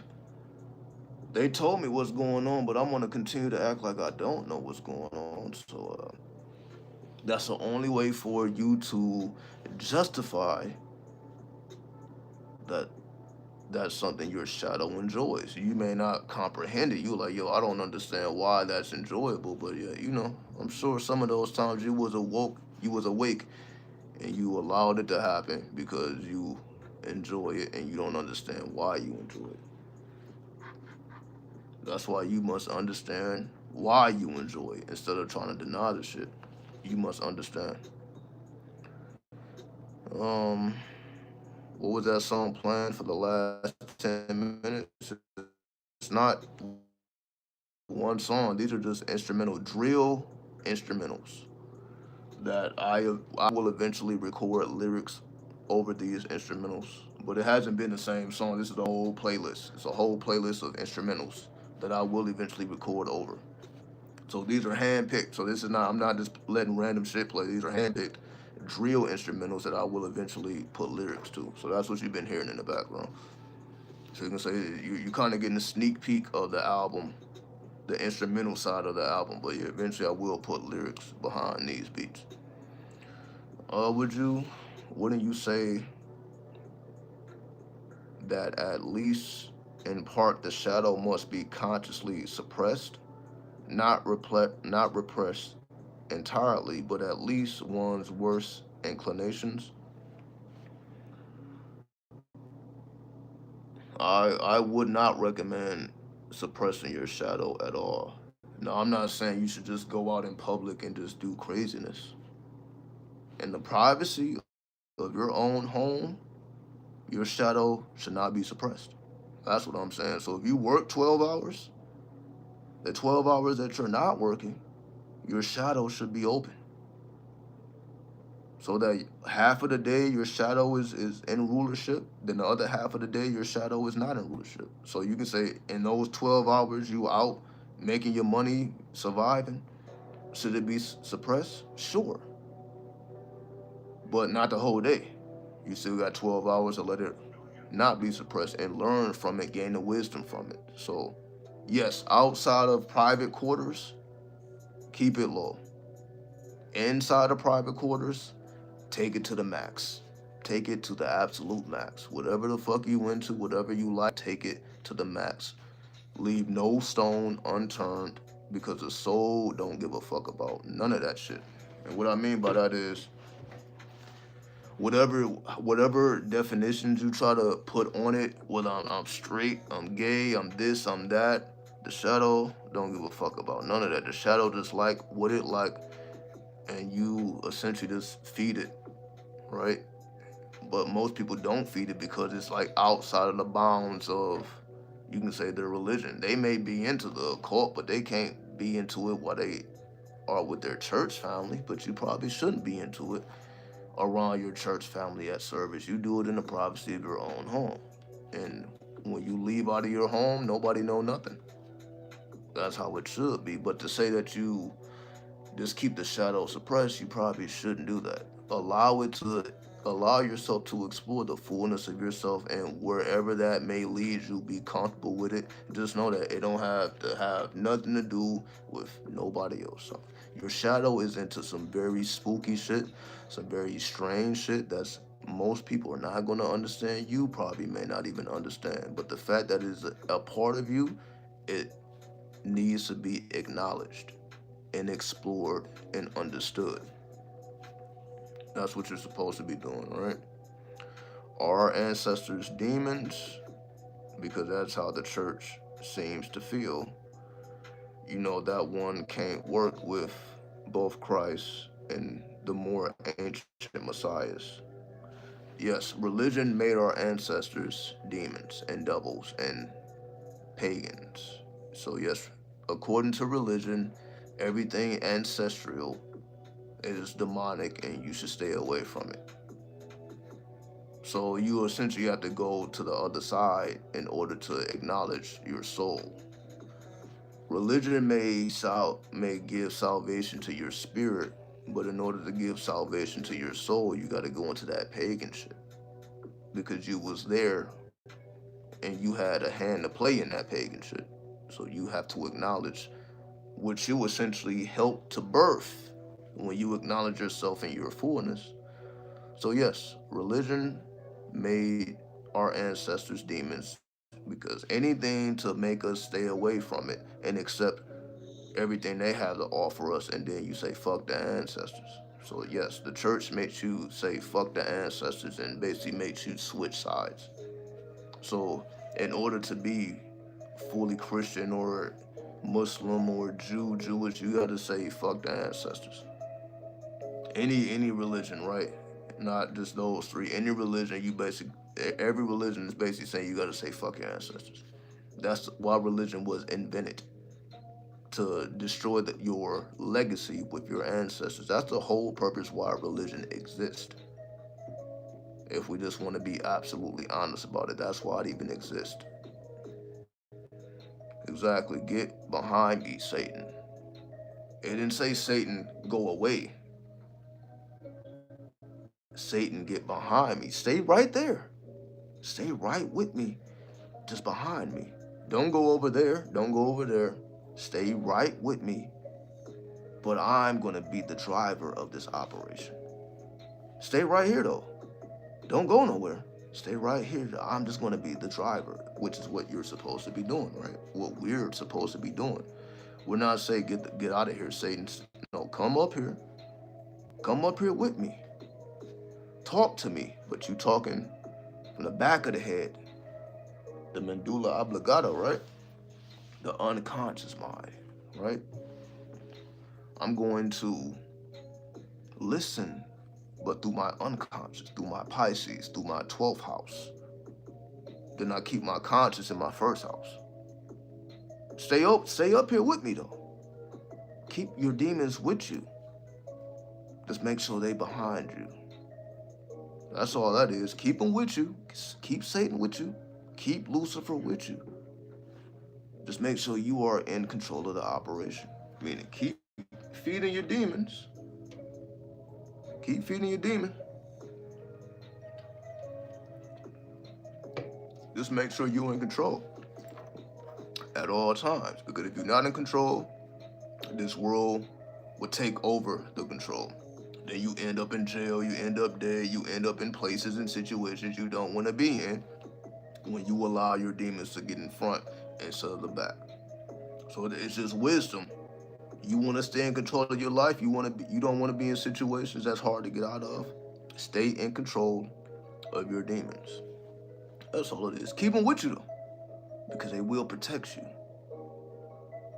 But you have to program them to operate the way you want them to operate instead of the way they want to operate, right?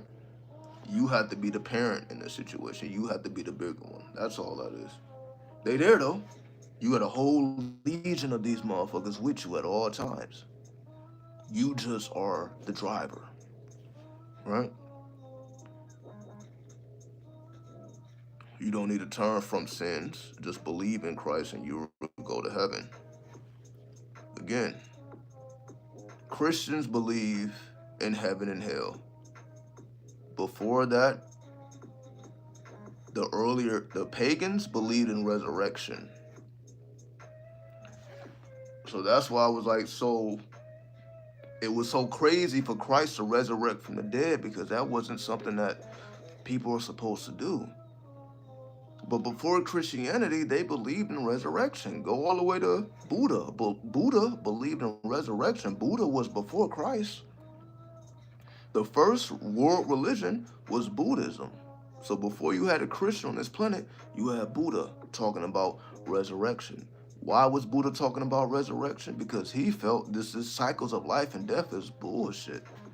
Eventually, we got to escape reincarnation of life and death because the soul is more than that. So that's all it is. So before people gave a fuck about heaven or hell, it was about reincarnation. Are you trying to come back to this bitch lower than or greater than? That's how people believe in the past. So are you trying to reincarnate poor or you're trying to reincarnate rich? That's in your control. You control how you come back to this bitch. And ultimately, you control whether you come back or not because you can supersede the cycles of reincarnation. That's all the Buddha was trying to teach. You can supersede reincarnation. Reincarnation is a system of life and death, life and death, life and death, life and death. But your soul is able to supersede these cycles of life and death. That's what the Buddha came with. And that was the first world religion. They was like, yo, you're right. We can supersede these cycles of life and death. We can go into higher chambers, which basically Christians then consider heaven. So that's why Christians don't really believe in reincarnation because you see they're going straight to, well, you can supersede reincarnation. You can just go to the higher chambers, which they consider heaven. So you see it's right in alignment with what the Buddha was saying. They just don't give you that aspect. That's why we have to study history so we can put these things together. So the reason why Christians don't believe in reincarnation because they're just going straight to you're either going to go heaven or hell, depending on your deeds or your sins and all that. But you see, they're not saying anything different than the Buddha because if the Buddha is saying you can escape life and death, you could either go to heaven or hell. That's basically the same thing Christians are saying. Escape the cycles of life and death, which is why they say Jesus resurrected from the dead. He escaped the cycles of life and death. It's the same thing. Even though it's two different perspectives, it's the same thing. It's the same thing. Out of it that way, that's what we're supposed to do. That's why I'm here to bridge the gap and put all these pieces together. That's what I'm here for, right? I done did all the studying I need to do so we can put these pieces together, right? You think Christ actually physically resurrected? Even in the story, no, he didn't physically resurrect. He came like a spirit. And he came to certain of his disciples. Because even when we talk about the 12 disciples, there were some of the disciples that were very speculative. They wasn't just believing in Christ because that was a thing to do. They was like, I don't know about that.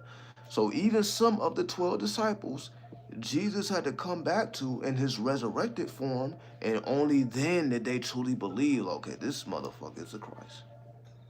So even amongst the disciples, it wasn't until exactly Thomas. It wasn't until he resurrected that, okay, like, this is a real motherfucker right here. So again, they wasn't impressed by all that shit he was doing in the living. That's what I was telling y'all before. They wasn't impressed because he was working miracles or he was healing people. They're like, okay, well, if you got miracle workers, you got healers.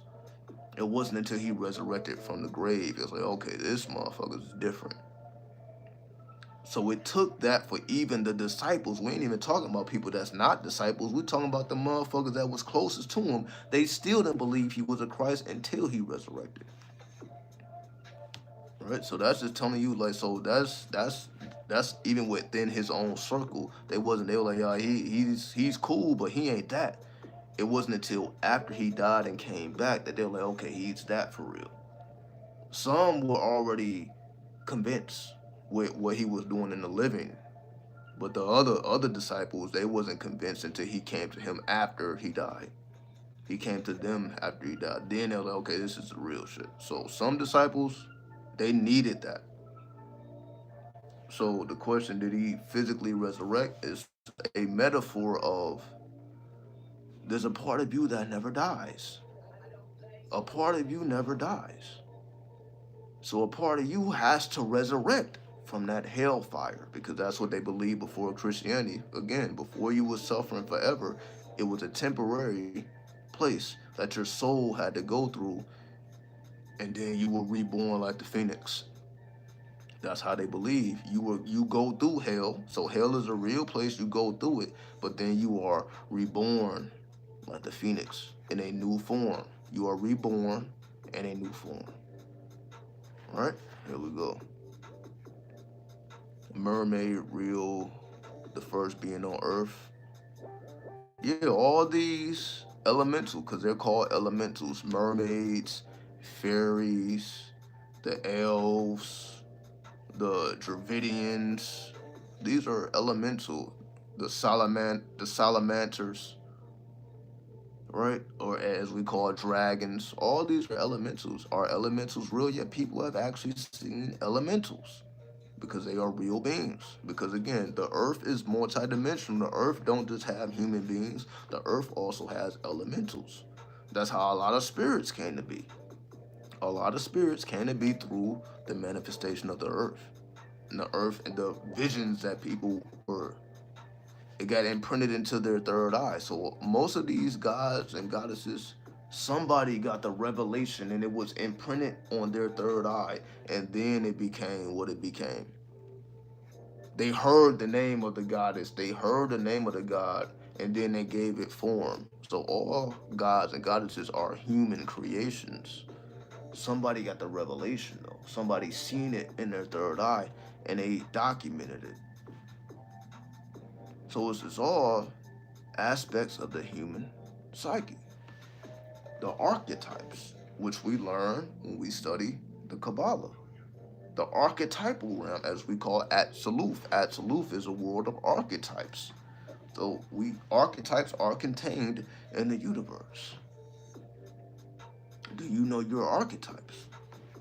So when we call ourselves zodiac signs, Scorpios, Geminis, Virgos, Taurus, these are archetypes.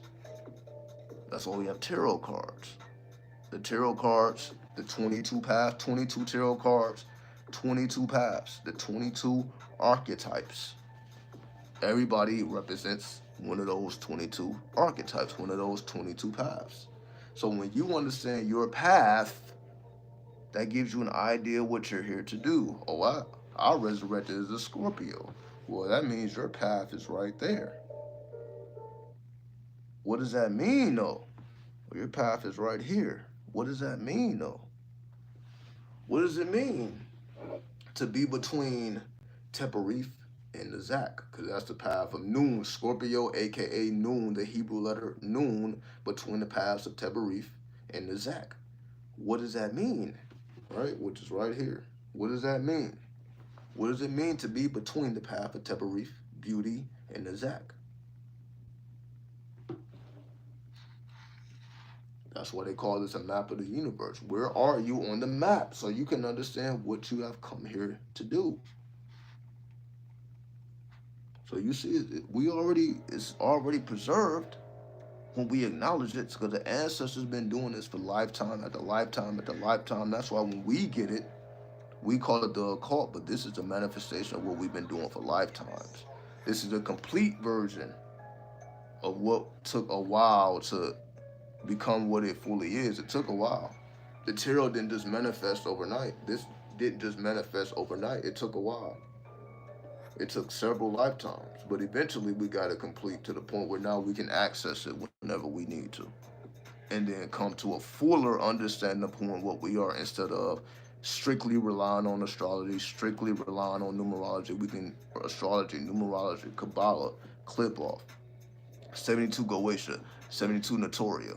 We can go through all of these systems and then manifest something from it, because again, these are all aspects of our soul anyway. We're just learning that we're not just one thing. The one becomes many. The one God becomes many dimensions. That's exactly what happens with us. Yes, you can say we're one thing, you are one name, you are one being, but this one being has many dimensions. Ego, shadow, self. This one being has many dimensions. Right? Exactly. We are here to master all the signs, all 360 degrees of the zodiac, because they all matter. Your sun sign is not the only thing that matter. All of your planets matter. That's why we have 10 planets and we have 12 zodiac. We have 12 houses. They all matter. Those points are relevant. All these things matter. But mainstream makes it all about the sun sign, makes it all about the horoscope. But the infamy, the underground, is like, yo, you need all 360 degrees to understand the fullness of who you are. You can't just acknowledge the 30 degrees. Oh, I'm a Scorpio, so I'm just supposed to acknowledge the 30 degrees of Scorpio, and that's it. In the mainstream, yeah, that may be it, because all they care about is horoscopes. But you see, real astrology takes several techniques. It takes a while to learn this stuff, right? You don't just learn this stuff overnight. There's many techniques: Eastern astrology, Western astrology, Chinese astrology. You got all these different systems. It takes a while to be able to see all these different perspectives. All right, it takes a little bit. So again, like I said, we're not gonna take up too much time here. I think y'all get the point now. Experience the fullness of your soul, regardless of how dark and how demonic it takes you. Do not be afraid to experience who you are in a fullness, wherever that may lead you. If it leads you to hell in heaven, then you got to go through hell in heaven. How does one get in touch with you for a reading? Uh,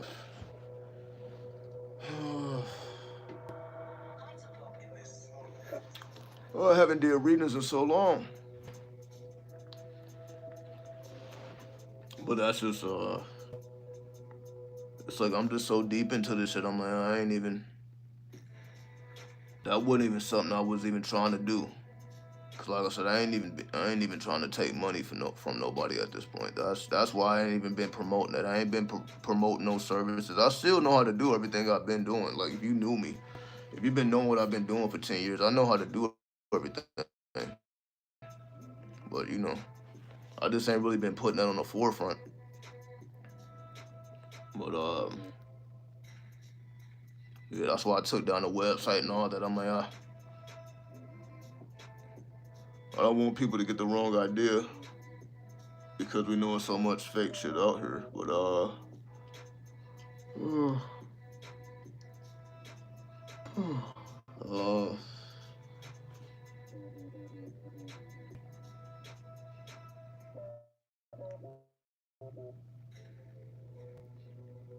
but if you need an email to contact me, I would just say contact me through lordasar@gmail.com. That's all you gotta do. Lordasar, Lordasar, Lordasar@gmail.com. That's all you gotta do. And again, I'm not gonna give out my email too often because I don't just want anybody just hitting me up over craziness. Especially if they're not trying to pay. I'm like, yo, I ain't even really. If it ain't worth my time, it ain't worth my time. Let's see. Give me 1 second here. But that was my way to separate myself from the 85. I'm like, I ain't really just trying to do anything for anybody just because they want it done. Because then people get the impression I'm just here trying to promote services, right? I'm like, hold on.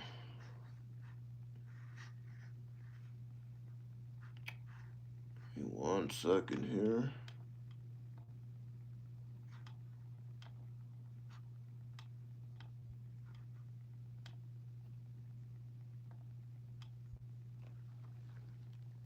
But I'm gonna let everybody go.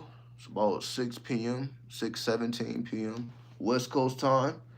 So it's about 9:17 on the East Coast. So unless anybody has any questions, we get up out of here about 9:30 or 6:30. We'll be here about 15 more minutes. We get up out of here. Not gonna make this too long.